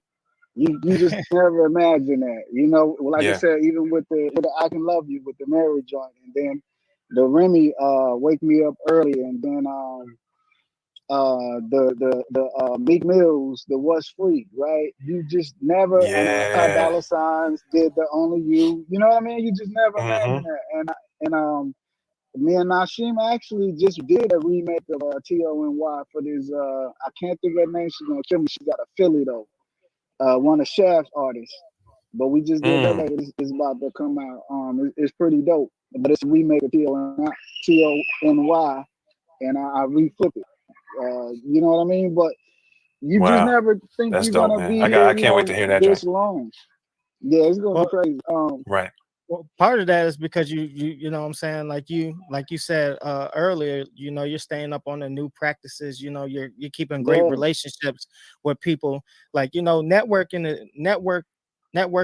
is a big part of like this music business, and like keeping great relationships, and then like knowing what's current and what's, you know what I'm saying, because like you don't have to have a YouTube channel, but you know what I'm saying, the fact that you have one just shows that you're adapting to the times. And you know, because like you said, you come from the era where you don't put yourself on video and stuff like that. You had to kind of step out like your comfort zone to like do something that you're not used to doing, to, you know what I'm saying, keep the thing going. But even back in the day, like you had to travel and do stuff like that, still kind of like out of your comfort zone, because you're going to a whole different state, you know, different area, you know what I'm saying, and that. So like it's all about like, you know, sometimes I feel like we all get trapped inside of this comfort zone where we're comfortable in this zone, but in order to actually like stand out and like go to the next level, you have to keep like kind of placing yourself out of your comfort zone and trying new stuff, and just, you know what I'm saying, rocking with the things that's working, because you know, you stay in your little bubble, that's where you're gonna stay there, you know. So you know, big facts. And you see, I mean, I'm sure you've seen Premiere, you know, Premiere's channels. No, go ahead. Yeah. Oh yeah, Premiere's doing it with the floppy disk. Yeah, right. That's dope. I wish he So what's up? Yeah. But Premiere, he always said that he wouldn't. I don't think he wants to show people his techniques. I wish he would put the floppy in the joint and let the beat play from the joint. That would be nice. You know what I mean? Yeah. But what's crazy, man, is I tell people when they ask about just what Caesar was saying, is like, you have to really want to do this, man. Like, I remember I had a house, a 4-bedroom house, but when I was, you know, when I was going back and forth in New York, dealing with Nashim, I used to sleep either on the couch, or Nashim would let me have his bed. You know what I mean? It's just about the grind, what you're willing to put in. Even I was dealing with the Wu-Tang, you know, we'd be 4 or 5 to a hotel room. I'm fully married, wife and kids, but you know, You sleeping where you can, you know what I mean? Yeah. Same thing when dealing with when me and Yo Gotti was running Tough. We was back and forth from New Orleans, different places in New York, and you know, we fought to a hotel room. Somebody grabbed a couch, you got double beds, we grinding trying to get it in. You know what I mean? Trying to make it. Right. So you really gotta step out, like you said, step outside your comfort zone, and a lot of times you gotta go to these places. Like I'm working on a project now where I'm driving back and forth from San Antonio to Austin. It's not bad, but when you've been in the studio all day to 4 or 5 in the morning, and you got acting on the road to go back to San Antonio, you're like, okay, what am I doing? You know what I mean? Right. But that's a part of the job. That's the gig. That's what we do. That's what we love. But see, you gotta one have thing that. I love about. Go ahead. Go ahead. Go ahead. Nah, go ahead. Oh, okay. No, I just say. Yeah, you go. yeah, it's just a lag. You go ahead. You go ahead. No, I just wanted to say one thing I love about this particular era is the collaboration and the technology, right? And like I've reached out to a lot of guys on YouTube site, Av, my guy CMP. Like I've actually called these guys and had questions, and I know it's bizarre that they're like, this dude, you know, calling me asking me questions about certain things, too, but yeah, that's my guy. I'm always willing to learn, and you can learn from anybody. Like I said, I watch all y'all channels, and the tips and pointers y'all give to people are great tips and pointers. Even for a guy like me, you know, things are new, so you can always, as long as you're willing to learn, man, you're gonna be dope. You gonna listen. Dad beats for real because the kids outside. Kids outside. For real. They doing their thing, but man, yeah, I'm always willing to learn and willing to offer and teach what I know, you know. Well, see, that's a That's fundamental. dope. That's a fundamental part of, like, you know what I'm saying, just the culture and like just growing. Period. You know, we're on this earth and we're always continuing to learn. You know what I'm saying. That's how you advance. That's right. So you know what I'm saying, That's right. like. The stuff that the accolades you have, like we learn from you, like we just got some golden nuggets from you, and like you learning from us. Like it's that's how things turn full circle. You know, so for everybody that's in the chat, you know what I'm saying, like just I just tell them, don't be afraid to put yourself out there, man, and like, you know, just learn from everybody. You know, I think we all sometimes we get in the stage, like, you know, because obviously I'm not 6th July Broady, you know what I'm saying? But you know, if I was like, you know, on a stage like you were, you know, it'd be like, I don't have to learn nothing from these little young new guys. Nah, you know, crazy, they gonna teach me. That's the people, you know, but sometimes we get stuck in our ways. Yeah, we get stuck in our ways, man, and that's the fast track to fall into the bottom, honestly. You know, because you always have to be a student. On a secret. Listen, go ahead. When it comes to playing artist beats, I can never pick the beats, right? Yeah, it's like a hit and miss, because you know they'll I just have to play you everything, or I have to make you something. But I'm always kind of a little reluctant to play my beats for certain people. You know what I'm saying? Because you just never know what people like. So I just rather play you you know, I'm funny like that. You would think that I'm not, but I'm critical of myself, and I always want to know what people think about my music. Yeah. You know what I'm saying? So I'll send you something and ask you what you think. And I know people like, man, bro, you got this, that. Like, yeah, I do, but I still want to know what you think about the joint. And my feelings don't get hurt. You don't like it, you don't like it. You know, we just make you something else. But I want to know what it's like. You know, give me the real. Let me know. That's how I can improve and get better. I can't improve and get better if you just, you know, shine at me like, yeah, dog, it's dope. Nah, if it ain't dope, it ain't dope. Tell me the real. And I think that's an important point, because what I do hear from you, it's interesting because, you know, when I pay attention to the beats you're making lately, it's a mix. Some of it kind of reminds me of you know, the stuff I came up listening to you from, and then there's also, you know, you're incorporating some more modern elements. You know what I'm saying? More trap drums, more kind of, which is interesting because I mean you're from Memphis, so you were there kind of from the beginning of that style. But that's not the music I heard from you coming up. So it's so interesting to me, like Well, you that have to go that to the Yo Gottis and the 3-6 because our program Stay Fly and 8 other records on that most known unknown album. Yeah, man. Like I said, bro, such a I'm classic credited record, on it, man. I grew up like that right? was they So 3-6 like, Mafia basically raised me, man. I'm just, yeah, hey, them I guys love are, like I listen, said. you know, they're incredible producers. They got great ear for, and they love sampling. And that's what we gelled at. We both love sampling, and they like the way that I program certain samples or whatnot. So we kicked it like that. And I worked for them for a nice little while. Those are my guys, incredible producers. Some of the most talented guys that I know. Just their ear and how they produce records. And even Yo Gotti records were kind of out of my element. You see what I'm saying? But I'm from the South. I can do that. You know, Right. a lot of people don't know that, but I really don't have a style or a sound. I just like making beats, man. I'm just a beat maker. Whatever the job calls for, that's what I'm doing. And Right. I just now like go ahead. just now that you said that, I just want to like touch on that right now too, because like over the last couple episodes, this keeps coming up. The passion, man. I'm gonna keep saying that passion. Like you can't be successful at anything really if you don't have a passion for it too, man. Like because a lot of these That's right.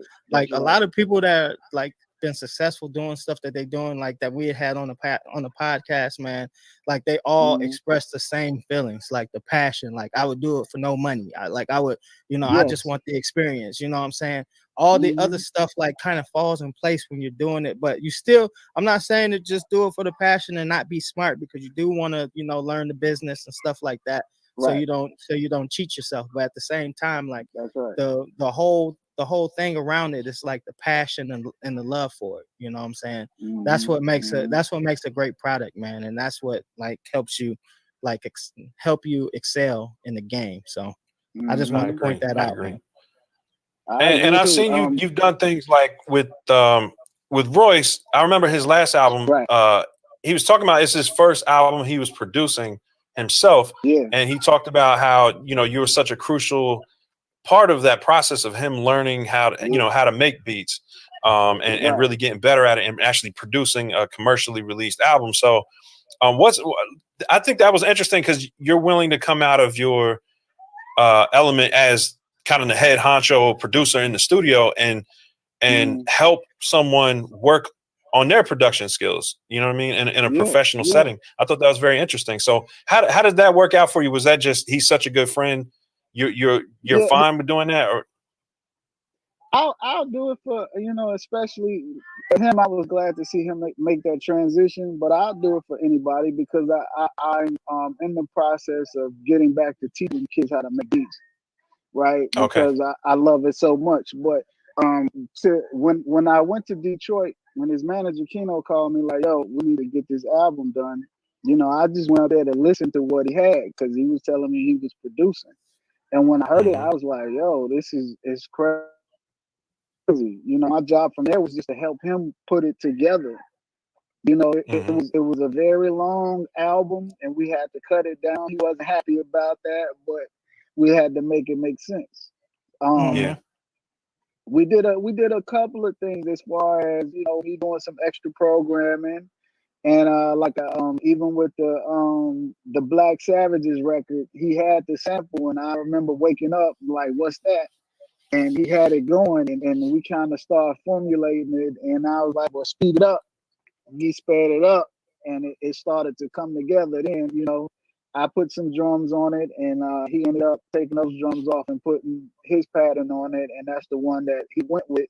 But it was a great process to see him go through it because, when you first started making beats, and I think Mr. Porter said this too, you're in such a raw state that your mistakes are gonna be great, right? Yeah. Because you don't have Because you're no just going off filter. the vibe. Yeah, you just going off the vibe. He just learned how to sample and getting into the logic programming and all of that. So it wasn't no filter. He didn't have nothing holding him back, so he could just let loose. You know what I mean? Right. And when you get a little season on you, you start thinking about what you're doing, and that's one of the problems. What people having making a transition. Unless you're like a Being too primo or critical. something, he just do what he do. You know what I mean? Yeah. Primo is like such a strong producer brand that it makes sense for him to stay in his ways in a lot of ways. I mean, he still changes as we talked about. He's got a channel. He's opening up a little more, and he's using one of his strengths, which is his history in the game to stay current, which I think is phenomenal because it really it's just it's like a treasure trove for the culture. You know what I mean? And I think with you, you know what I'm saying? I'm sure. We'll talk about this later, where, I'm sure you have so many stories and gems that can come from these stories that it would almost be a crime to not, give that back to the culture who really studies these things. You know what I mean?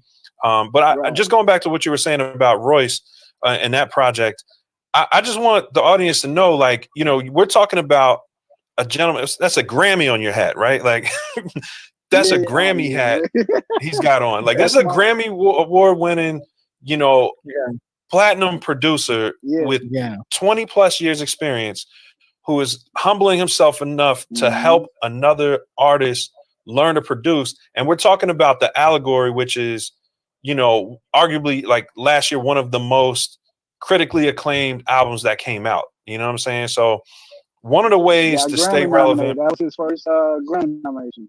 Grammy nomination. Wow. And, you're talking about, I mean, it's just a phenomenal album. And from a critical standpoint, from an artistic standpoint. So it showed me that part of staying relevant is being willing to, compromise as far, not be Mr. I'm going to do everything. I'm going to control everything. It's being able to get in the lab and work with other artists and other talented people. And that's really the job of a producer, right? Is to take talent and help them shape it. Yeah. That's right. And that's the difference between a producer and a beat maker. That argument comes up. And I tell people I love making beats, I love sampling. But when I finish making a beat, we got to make a record. We got to figure out what hook works best, what lyric works best. If we need to bring in the instrumentation, right? I brought my guy Ari Morris to mix the Allegory because it was we in there, me and Royce and Mr. Porter. We do what I do is what we do, and it's great. But I'm like, listen, this who needs to mix this record. And I'm glad that he trusted me on it because, it was both of their first Grammy nomination, Ari and Royce. Wow. And him as a, producer artist. It probably was my little flex. It probably was my 15th. That's my little, hey man, and humble flex. With my little pen, you gotta. I was on the board at one point. You gotta know somebody to get one of these pens. Everybody get one of these. But that's what it's all about, right? Being able to, and that's one thing I can say I learned from Puff and Nasheem is being able to put records together and knowing when to say, okay, the keyboard strings might not be dope. We might need to put together a joint. You know what I mean? Call it the quartet or something. Put together some musicians to lay some live strings or some live drums, and you know what I mean? Yeah. Things like that. Yeah, and I think that's a crucial part of maturing as a producer is being able to take your ego out of it and look at what's going to make the record the best. What's going to be the best for the overall project. Not what's going to be best for your publishing. Not what's going to be best for your, your pocket. But just becoming a resource in the studio to make the records better. And that's when people want you around. That's when you get those phone calls, because at this point it's not Brody's going to come in here and try to dominate the session. It's like, nah, if the beat, if the drums need to get taken out, he's not going to, have nothing crazy to say about it. He's going to, use his resources with his engineers. Being a toolbox and using all the tools in your toolbox as a producer is just, it's a cheat code, and I'm saying that from watching you and watching some of the greats, that's something I picked up from y'all. And I'm very grateful that you're confirming it here, Yes. And man, listen, go ahead. Go ahead, finish your thought, because I got a question for you after.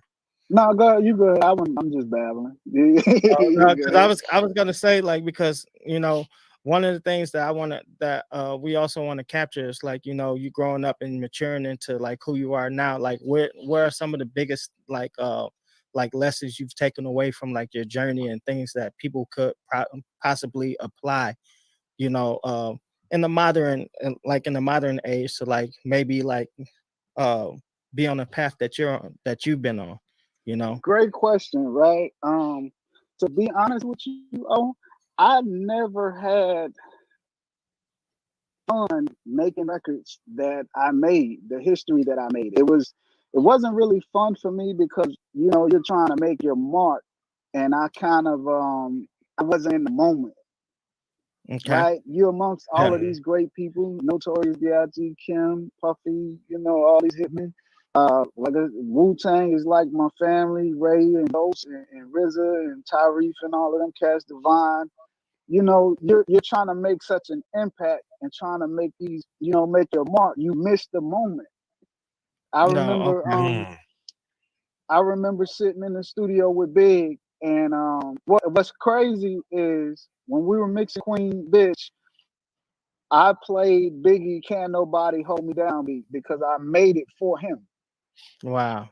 And I remember him telling me it's dope, but Ice Cube had just did for the Check Yourself remix with Mm-hmm. Das. And he was like, it's too soon, Yep. but it's dope.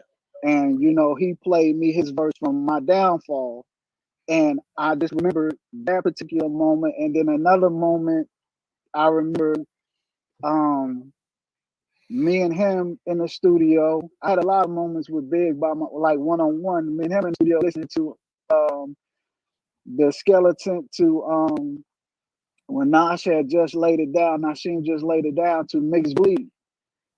And I think he just got back from Amsterdam. He had this blunt in his hand. And I noticed he would never hit this blunt. And needless to say, one of the moments, you know, he said, "Los, you smoke?" And I'm like, "Yeah, a little bit." He's like, "Yeah, okay, hit this." And I hit it twice. And the next thing I know, I woke up in the room. And it was it wasn't regular, it was some hashish. It wasn't, you know what I mean? So, and I was like, "Oh, that's why you wasn't hitting that joint. Like it's extra strength." But just those moments, I wish I could have lived in them more. And what I say to people, I always tell cats, make sure you love what you're doing and have fun. Like I said, Yeah. sampling and making beats is a fun time for me. It kept me out. Most of my cats are, you know, killers and drug dealers. But making beats kept me out. Like I said, one of my cats, he was in the streets. He bought my first SP 1200. So that kept me out the streets making beats and sampling and doing things like, you know, doing music. So I always tell cats, make sure you're having fun doing what you're doing, because I missed a lot of moments just trying to make my mark. You know, Yeah. I should have had a lot of pictures of a lot, like just think about pictures of Kim or Noriega and Capone in the studio in Right, bro. I mean, '96. You know what I mean? man, those things would be solid gold right now, bro. Just you know, Exactly. from a cultural perspective, like, you know, you're talking about like, you know, Great Day in Harlem, you know what I'm saying, type vibes. And Right. you know, I think it brings back one of the motivations for my channel. I tell people sometimes is I want my kids to be able to look back at the work that I did, and I want there to be a record of the things who I was. You know, Lord forbid something happened to me. Right. I want people to know what I stood for, what type of stuff I was into, what, you know, I just want people to be familiar with my work. And even though you do have a record, you know, you have these records where people can hear your works, but like you're talking about is more capture the moment. And bro, I'm there with you. Like those days, it was to get the camera out my face days. You know what I'm saying? We didn't have Polaroids in the lab. Like, you know what I'm saying? A lot of cats was in the street. We weren't, you know, in the streets, and it was like, yo, why you taking pictures of me, dog? Like, so a lot of moments were missed in those years. And I can only imagine the scale of yours. You know what I'm saying? Like you talking about being in the studio with other legends. Crazy. I'm telling you, private, like. Yeah. But I know now they all probably wish they had more of a record of it. Yeah. What's crazy too, like this era versus my era. I'm you still kind of was here. I forced gotta change my battery. to know who the producer was. Okay, you want me to wait? No, go No, ahead. go ahead. Oh, okay. Yeah, you kind of had to know who the producer was back in the day because it really wasn't that many like it is nowadays. Mm-hmm. And one thing I wish the artist would do more is give credit to the producer, even saying their name in interviews or doing shows, whatnot. And that's where a lot of the young guys got innovative with the beat tags because cats Yeah. wasn't crediting the producer on the records. You know what I mean? Mm-hmm. Producer is just important as What's a rapper. You can't rap a cappella your whole project. You know what I mean? right? So get the cats What's they flowers, man. These cats work hard making sure you got your vibe. Well, see, that's one thing I like about the new culture too. It's like, you see like these producers like really branding themselves, and like, you got like That's right. DJ Khaled is like he's a producer, but like, like he makes his own tapes. So like That's right. he'll have an album that's DJ Khaled, and then he'll have a whole bunch of artists on it. I just Yeah. seen Hitman Hit like boy. Hit Boy. Which Hit Boy. You're right, Hit Boy. But like him and Big Sean, like they're doing a collaboration right now, and like Hit Boy is right. like in all his videos and stuff like that. Like Right. I like seeing that. You know what I'm saying? Because like you said, like the producers don't get as much recognition, but they basically most of the whole vibe is like created by the producer. You know what I'm saying? Mm-hmm. Because like Mm-hmm. the lyrics and all that stuff is dope, you know what I'm saying? But it takes that type of vibe, you know what I'm saying? Or like, you guys vibing off each other, if Right. somebody got a great hook, That's right. you still got to try to bring that to life. So, but with the modern Mm-hmm. age, I do like seeing that a lot, and you see that a lot, you know what I'm saying? Like in the new age, like I really like what Hit Boy and Big Sean is doing right now, and Right. I've been a fan of DJ Khaled. People want to rag on him all they want, but like the stuff that DJ Khaled like comes out with and how he can like get artists and like bring together like an album, or you know what I'm saying, Yeah. a track. That's a Like producer. he's dope at that, Mm-hmm. you know. Yeah, it's just like what Puff was doing. That you don't necessarily have to touch the drum machine or the program to be a producer, Yeah. but you do have to have an ear for music and knowing how to put things together and who to put Mm-hmm. in what room with who. You know what I mean? Yeah. And hell, he might go to old Caesar like, yo, I heard this beat. You gotta go to site. Yo, I want to use this beat. You know what I'm saying? I hear this artist on it. I hear the baby on it. You know what I mean? That's Mm-hmm. you Mm-hmm. putting it together. The producer's job is from start to finish, right? Yeah. From if you're not a physical programming, drummer, beat making producer, you picking the beat, you putting the artist on there. You got to know who mixing. You got to know who's gonna be best to master that particular record. And even from there, you're gonna have to know what DJ to go to and what the visual is gonna look like for the record. So the Right. producer's job really don't never stop. It goes from a record producer to executive producer. You know what I mean? If you're Right. doing your own thing, Absolutely. you got to do it from And start to you've done a finish. little of that too, right? You've done Yeah, your fair share of executive producing as well. yeah. I was supposed to be on the Allegory as an executive producer, but hey, things happen. But I definitely was of Death is Certain Royce's album and Independent Day and a lot of Dark Man, which was me and Tyrese Supreme. That was our artist. He was a Wu-Tang affiliate artist. Um, there's a couple of records I've executive produced, which it's not much different. You just putting it together, you know. It's like a kind of like a just a little bit bigger scope. You're helping them do a little more of the, I guess, uh, Everything, helping them pull it. Yeah, everything. yeah, because everything. It's not just your production. You got to make sure all of the production is right. You're Mm-hmm. sequencing the album.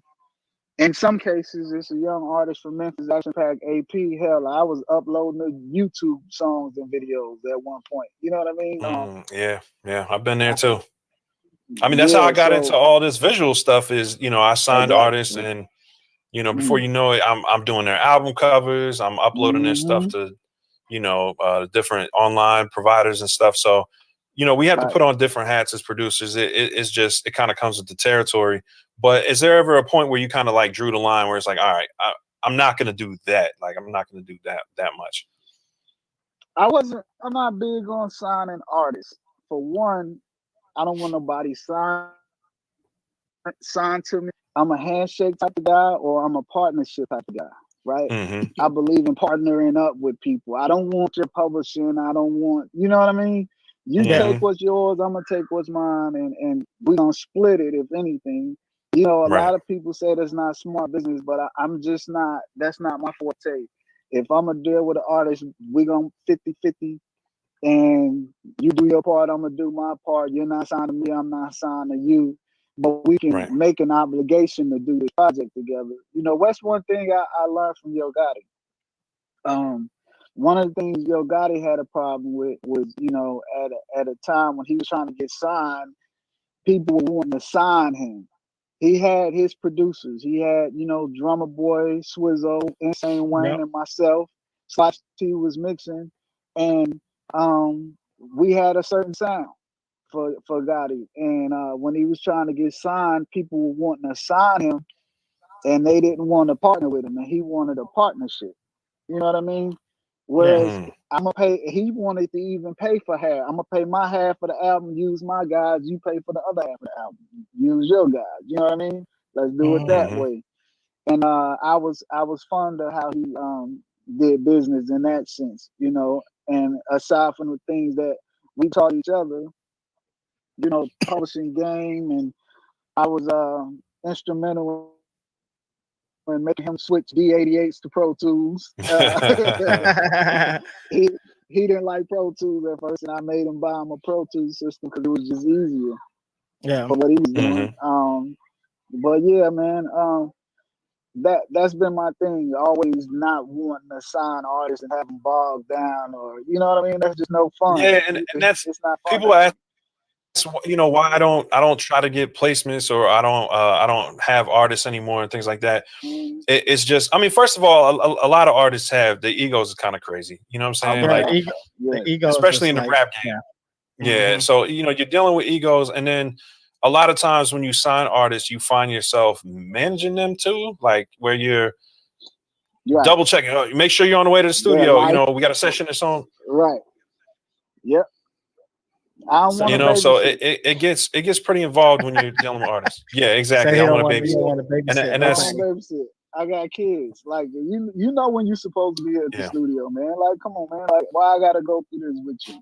You know, one thing about the YouTube, man, is so dope, is you guys can make your own music, right? Your own channel, your own audience, and y'all can sell your merch, your product, your music, and you can make yourself your own artist. Just listen.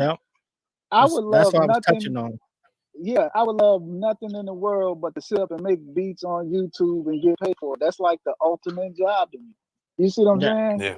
You don't have to deal with no crazy artists. You don't have to deal with the record companies and their BS, because it's a lot of BS we're dealing with them. You know what I mean? One of the, and you know, you're not going to let yourself down. That's the biggest thing for me is, I've been lied to by artists. I've been lied to by A&Rs. I've been lied to by all these different people in the industry, but I never lie to myself. So I said, you know, I'm just going to make myself the artist. As a producer, That's right. And this is similar to what Khaled did, you know, and I tell people, you know, they might not like Khaled because of technically he might not be the greatest producer, but what he did is he made himself the artist too. He made himself, and he's the most you know, and he collabs with other artists. You can come on his album. It's his album, and you're coming to collab on his album. So there's something to be said for that. Like you said, you know, in this day and age, you can make yourself the talent all around, and just focus on yourself, and you can make a sustainable business that way. And it leads to other opportunities. It's not like you have to stay on that, but there's something that comes from taking all these skills that you normally use. I tell people I spent so much of my career helping other people that it's almost like I wasted 10 years. I don't say wasted, but I put 10 years of my life into other people's careers when I could have been putting it into mine, and more opportunities might have came from that. So I'm gonna touch on that too. Yeah, go ahead. Because, like, honestly, you know what I'm saying? I think it's great to work with different artists and stuff. And I still want to, but like Right. if you're gonna work with artists, you got to make sure that they're serious and that they're actually doing what they say they are, because there's a lot of people out here that try to get one over on you. But just going back, you know, because I have people like in Grand Rapids now, because you know I mix and stuff too, that want to Okay. work with me, but Right. I won't, because like I'm working on building my brand. Like, you know what I'm saying? There's nothing wrong with wanting to build yourself up and then going back and working with people later. You know what I'm At all. saying? Right. Because, you know, at the end of the day, like you said, everybody's got a lot of responsibilities, man. When you really like with the team aspect, it's good, but you find yourself like, you know what I'm saying, what you call that? You know, where you're trying to, you know, cater to other people's needs and That's stuff right. too. Like when you know you know the straight shot that you need to take, and you usually don't take it all the time because you're trying to please other people, you know what I'm saying, Right. and do that. Right. So like there's no reason why people can't be their own boss and do the stuff that they need to do, and you know what I'm saying, and get your promote stock up, themselves. right? Like Yeah, that's how I look Yeah. at. Yeah, that's how I look at it. What I'm doing now is I'm getting my stock up. You know, that's so right. if You're saying it better I than do me work right with the now. artist again, I already Right. got a platform. No, it's what you're saying, but it's kind of what I came to the No. conclusion of is I'm going to build my own stock up, and if I never work with another artist, that's fine. But if I You don't have do, to. I at least got my own platform, so I'm bringing more to the table. Right. Right. Yeah, Exactly. And that's what's so dope, right? And that's what I, you know, aspire to get to, having my own platform, like I said, where I just make beats on my own channel and do my thing, you know. And this technology is affording a way for us to do that, and that's great. You know, a lot of Yeah. times I tell people, hey, you gotta have thick skin to be in this business, and you gotta really want to be in this business, because you're gonna run across some things that's gonna make you question, like, man, what am I doing? And why is it like this? You know what I mean? You know, I tell people, you don't know the struggle until you dealing with invoices that's 30, 45 days out, and you already done the work, but you can't get paid for 30, 45 days, and you done like 20 records. You know what I mean? And you waiting on Right. those checks to Right. come in. You know, you got to make them phone calls to your lawyers and your lawyers. You know what I mean? Like, Yeah. it's not all what people think it is. You know, or waiting on royalties, like Go said, is like waiting on babies. You Yeah. know, because well, the system is flawed, right? Because, you know, back in my day, the reason you waited on, you know, royalties is because when you released the album, cassette, or CD, they would send it out early, like press up 1 million and send out 1 million, and you had what they call returns. So if you get 100,000 returns, you have to account for that on the hard unit. So you really couldn't put out the money until you accounted for everything sold. Well, now on a digital scale, everything is MP3s and waves. There are no returns. You can't return no wave, no MP3. So why are we still on a 6-month system? yeah, You Right. see what I'm saying? It don't make Yep. sense. Everything should be 30, 45-day turnaround. But you yeah, Yep. still waiting on artist royalties for 6 months. I mean, I know the game. 9 times out of 10, they holding that money in the escrow account. The longer they hold it, the Yeah. more money they make. But yeah, Right. it's They're flawed, investing in it, man. making a return on the money that they owe you. Yeah. It's just like a bank. Yeah, no doubt. So, you know, that's one of the things I don't like. I'm the type of cat, I like to get paid every week. I like to get a check every week. You know what I mean? So Facts. that, yeah, and if you make your own way with your product placements, your endorsements, you know what I mean? Like your partnerships, you can do, man, y'all in a great time. For producers, artists, this is a great time to Yeah. capitalize on technology, man. And I think what's dope, Brody, is you're such an influence on so many of us in this community. You know, you're talking about CMP, you know, Ad McCree. Yeah, All of us are so grateful to just even, you know, kind of it's have you dope. as somebody we can reach out to, that all of us, I'm sure, are gonna anything you need, bro. Any way we can help, you know what I'm saying? Man, I We're definitely appreciate here, it. man. So I'm Yeah, saying that I'm I'm gonna saying call that you. on Yeah, the I will call right. you. I'm saying it on the pod because you can hold me to it. And you know, I've yeah, talked to man. CMP about it a couple times because we were both blown away, you know, that you were so active in the community. you know, with just so much, you know what I'm saying? Just so much to your resume, man. It's really a blessing, man. So it's the same thing, you know, with what, Ski, man. I Like, remember you when guys, yeah, with Ski, called him too. Go ahead, bro. no, because I was just saying, you guys, because you guys are like, man, when you look at like the things that you've done, bro, like I'm still like, you know, like I remember like when we got off with Ski, bro, and I'm probably gonna be the same way when we get off with you. Like, it's like, bro, do you know the fuck we just excuse my language. You know, bro, we just had Ski on here, bro. Now we got, you know, Carlos, you know what I'm saying? And it's not like, it's not, but it's like, it's not it ain't fanboy stuff, but it is fanboy stuff, because, you know, you look at these people, we look at people like you, and we look up to y'all, but y'all also watching us, man. Y'all still, I like, you know. Yeah, because I'm a fan too. Like, this is our thing in our community. So if we're not fans of each other, then what are we doing? Like, man, you guys are doing some great things. I love Ski too. Ski is dope. You know, it's funny because Ski being from North Carolina, right, and me being from Memphis, New York wasn't receptive of outsiders back in the day. Yeah, that's true. And the thing, even Jersey, if we came up from Jersey, they was like, man, you over the river, dude. You over the bridge, dude. Go back over the bridge, homie. Except it was a little more curses than that. So you really have to have some skills. Like, and Primo from Texas, you know what I'm saying? So you really had to know what you was doing in order to impress, you know, the New York scene, the East Coast, which we know and love. So, man, yeah, man. But back to you guys are doing like, I sit up days and just watch all y'all videos. Just go down the line. When I see the new ones, I get my notifications and I just go in and watch them. That's and love, hit man. my thumbs up button. You know what I mean? That's love, man. We definitely appreciate it, man. Like I said, and this is, we're gonna go back to this, is because, like, you know, there's a lot of people out there that's scared to put yourself out, man. This is the type of stuff that you can do, you know, when you're like branding yourself and creating something that's bringing value to people.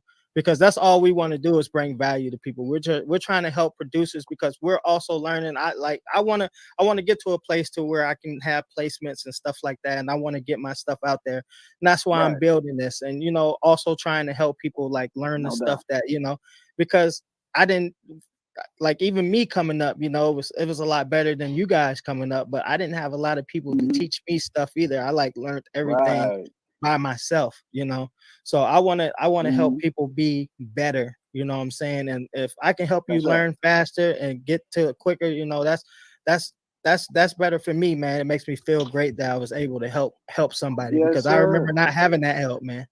You know? Yeah, you know, and me too. Going back in the day, like, my elders or uncles or the old schoolers, they couldn't teach me nothing about an MPC. Yeah, you know what I mean. I remember when I got my 950 with my SP1200, and I sampled something and it wouldn't play out, and I couldn't get it to play out for the life of me. And I remember Tribe Called Quest was dealing with Bob Powers, right? And I knew they recorded at Battery Studio, so I called Battery Studio and asked to speak to Bob Powers, and he got on the phone. Wow. And I said, look, you don't know. This is just how I always been. I'll call anybody. I was like, look, you don't know me, but, man, I just bought an SP1200 and a 950, and I can't get the 950 to play out. He was like, oh, what you want to do is go in and hit the one-shot button. And I was like, oh, wow. Yo, that's amazing, go through the menu. Yeah, he's like, go through the menu and find the sample edit and hit the one shot, and it's gonna play. And I did it, and it played. And I was like, oh, that's incredible. But just, I've always been that type of person. Like I said, I'm camera shy, so the camera thing, you know, is new to me, and I'm putting myself out there. But I've always been the type of person to reach out to people, and I love connecting people. You know, that's been my thing. So I'm a phone call guy. I'm always get on the phone to call whoever I need.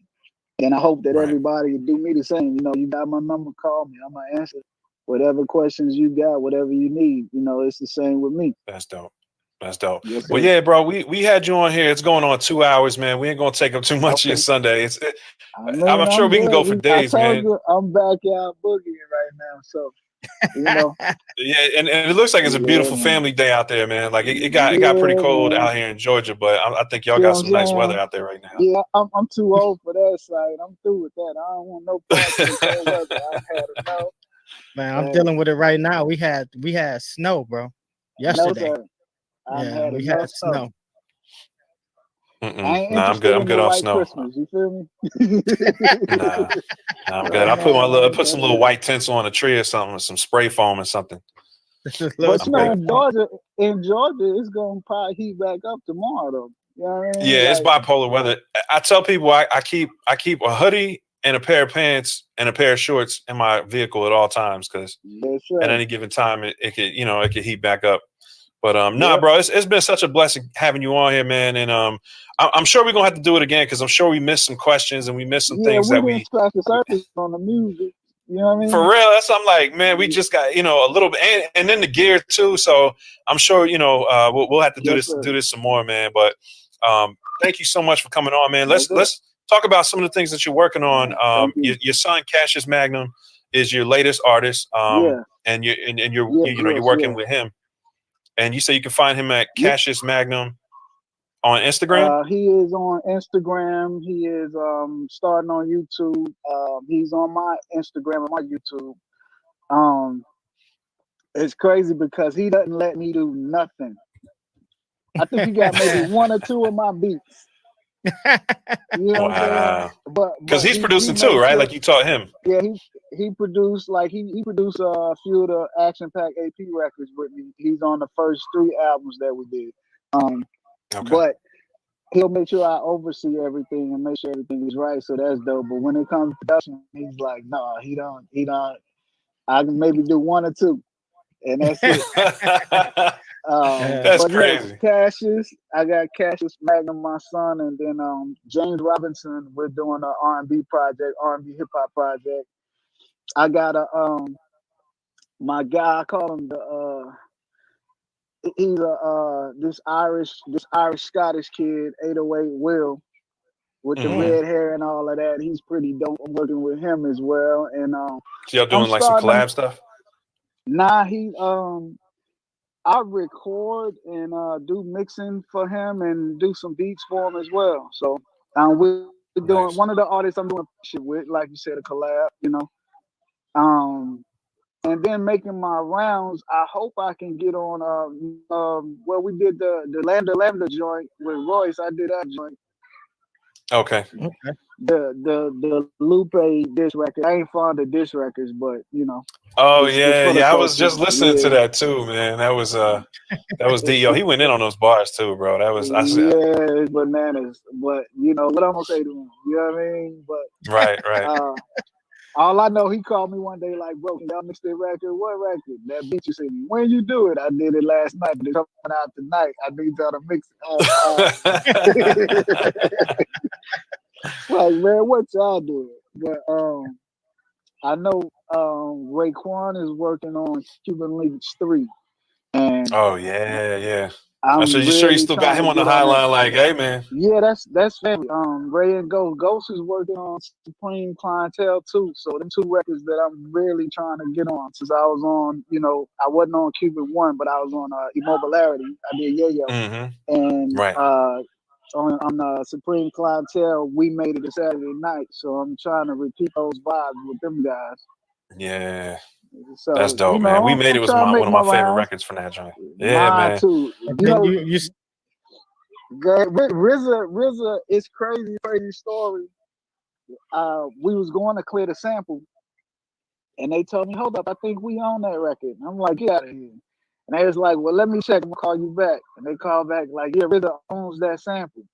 And what was going on back then, RZA had bought a lot of the high unreleased catalog so that he could, sample it and wouldn't have to clear it. And, the rest is history. So that was one of the ones where he actually owned the sample. Wow.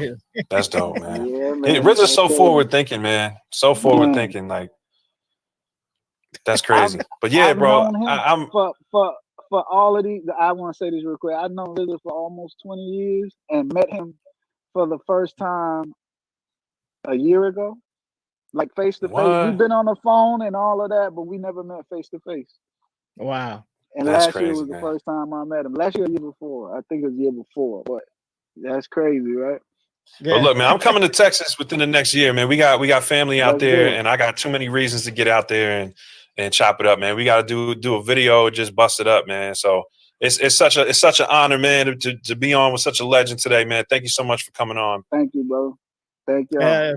If you guys like Dad Beats, you know, like I said, first thing we want to do is we want to thank everybody for showing your support. You know what I'm saying? We can't do the things that we do without your support. So we appreciate everybody that was here. You know what I'm saying? Everybody that's been active in the comments and everything, people that's been supporting us. If you want to support us even further, you know what I'm saying? We got the merch, NPC gang. You know what I'm saying? This is another one of the site shirts. You know what I'm saying right here. Which I am one is down that? to like, Yeah, I like that one. I gotta send you an NPC gang. We down, we down to like 7 or 8 of the black beanies. So if you guys want in on those, they're wrapping up. But I got you, Brody. I need the camouflage snapback. The camouflage. Oh snap. yeah. I got you. I got you. I think I got 2 more of those in stock. So I'll shoot that out. I got to send you a standalone soul too. Yeah, and that's what I was gonna say too. You know, sites got standalone soul. You know what I'm saying? Our brother Lifted Noise couldn't be here again. He's, you know, got things going on, but we still support our brother Lifted Noise. You know, he's got merch. All that stuff is gonna be in the description. You know, hit the like button if you guys like this stuff, and we all have our own like separate channels. So if you guys want to support us, then go to our separate channels and like subscribe, like, you know, watch our content. Even Mr. Broady has a YouTube let's channel. get my subscribers up so I can man, we gonna get that channel popping, bro. Let's help him. Let's get his subscriber count up. Legend out here. It's Carlos 6 July Broady, right? Yes, sir. Yes, sir. That's So make sure you check him out on YouTube, and we definitely gonna be doing some work, bro. I would love nothing more than to see your channel, you know, thriving and flourishing, and I'm probably like I said, and do a photo shoot. The first ever. I've never done a photo shoot. Oh man, bro, that would be great, man. I'd love that. We probably do a few looks. Bring a few outfits. Bring like 3 or 4. We'll lace it. Yeah. All right, let's do it. I might have to be there for that one too. So y'all let me know, man. I'm gonna have to come on down, man. Get yourself flued out. Oh man. Word, but thanks everybody for tuning in today, man. We love y'all. Appreciate everybody. Catch y'all on the next one. Peace.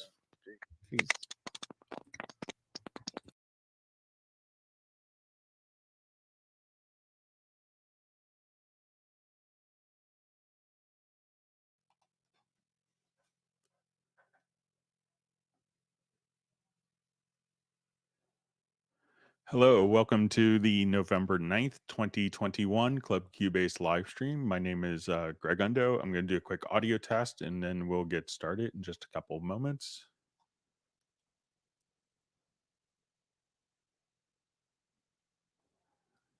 Bear with me just for a second. Hello, welcome to the November 9th. Okay, so as I said, my name is Greg Undo. I'll be the host for the live stream today. I'm presenting from the United States outside of Washington, D.C. area in Alexandria, Virginia. If you have not attended a Club Cubase live stream before, how it works is you could ask questions in the live chat field or submit questions in advance to clubcubase@steinberg.de, so especially if it's a little more involved. So that's always appreciated. When asking questions, realize that my ability to answer questions in a real-time manner, I'll try to catch up to like the live stream, but often the discussion will be well ahead. I'll try to go through each of the questions chronologically and answer them as completely and succinctly as possible. But if you don't get an immediate response to your question, please wait. And if we could refrain and try not to ask the same question repeatedly, that would be helpful. Just that could kind of slow down the whole process. A couple people want to thank who help out with the Club Cubase community. So we have 2 people that serve as moderators. So we have Jazz Dude and Agent K. So they're not Steinberg employees, they're not official they just kind of do this. They're not official Steinberg employees. They just kind of help out the community. So kudos to them.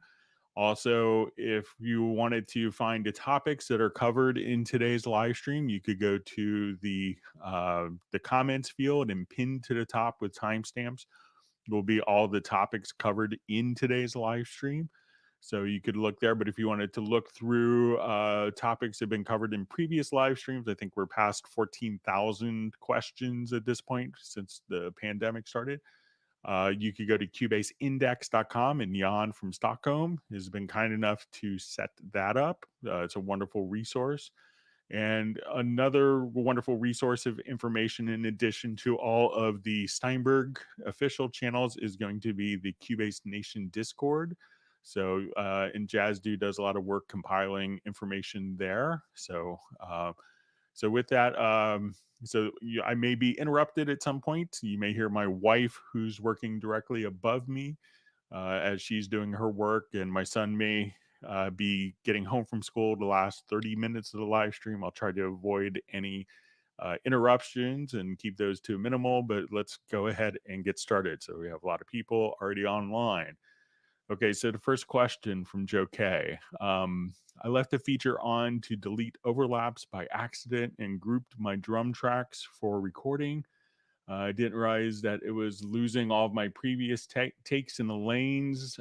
Can I restore those takes? So let's go ahead and just take a look. And so if we have delete overlaps, sometimes when people are doing editing, and this is a preference if you're not familiar with it, if you go to the preferences and go to editing, that you could enable delete overlaps. So if we were doing editing, let's say, where we had a lot of different overlaps, so let's say, okay, if I come here and I've selected different takes, and at this point I want to, at this point, to say, as we do this, that when we have no information or when audio is overlapping, that it would get rid of the unused area so we don't see it visually. But I think that once you do this, all of that data, even if it's not really visible, is still there. So depending on the situation, you may be able to just kind of restore it. So even if I wanted to come to the very top here, we could just kind of restore, different sections, kind of just like this. So, if I just said, okay, let's just take this, and while we don't have the overlaps there, we can just kind of come over here and still restore. And this was all kind of recorded in one contiguous take. But if you wanted to even just kind of come over here, all of the audio, I believe, will be on the particular system still. So you may just, if you're unable to kind of restore the individual parts, so even if I just wanted to come here, we could restore these different components. But if you go to the audio to the pool window, so let's go, to the media and go to our pool window. At this point, we could choose, and you could see all of the different takes, and you could drag these out, but these will be the full audio file. So while it deletes those, it doesn't delete that from the audio. That audio is on the computer and probably referenced in the audio pool until you physically come into the pool and remove unused files. So if you haven't done that, then all the information should be directly in the pool that you could drag out as well. Okay, so we just see, all right, so we see Matthew Elston from London, kind of got his new PC install working without any problems. So that's great. And we have a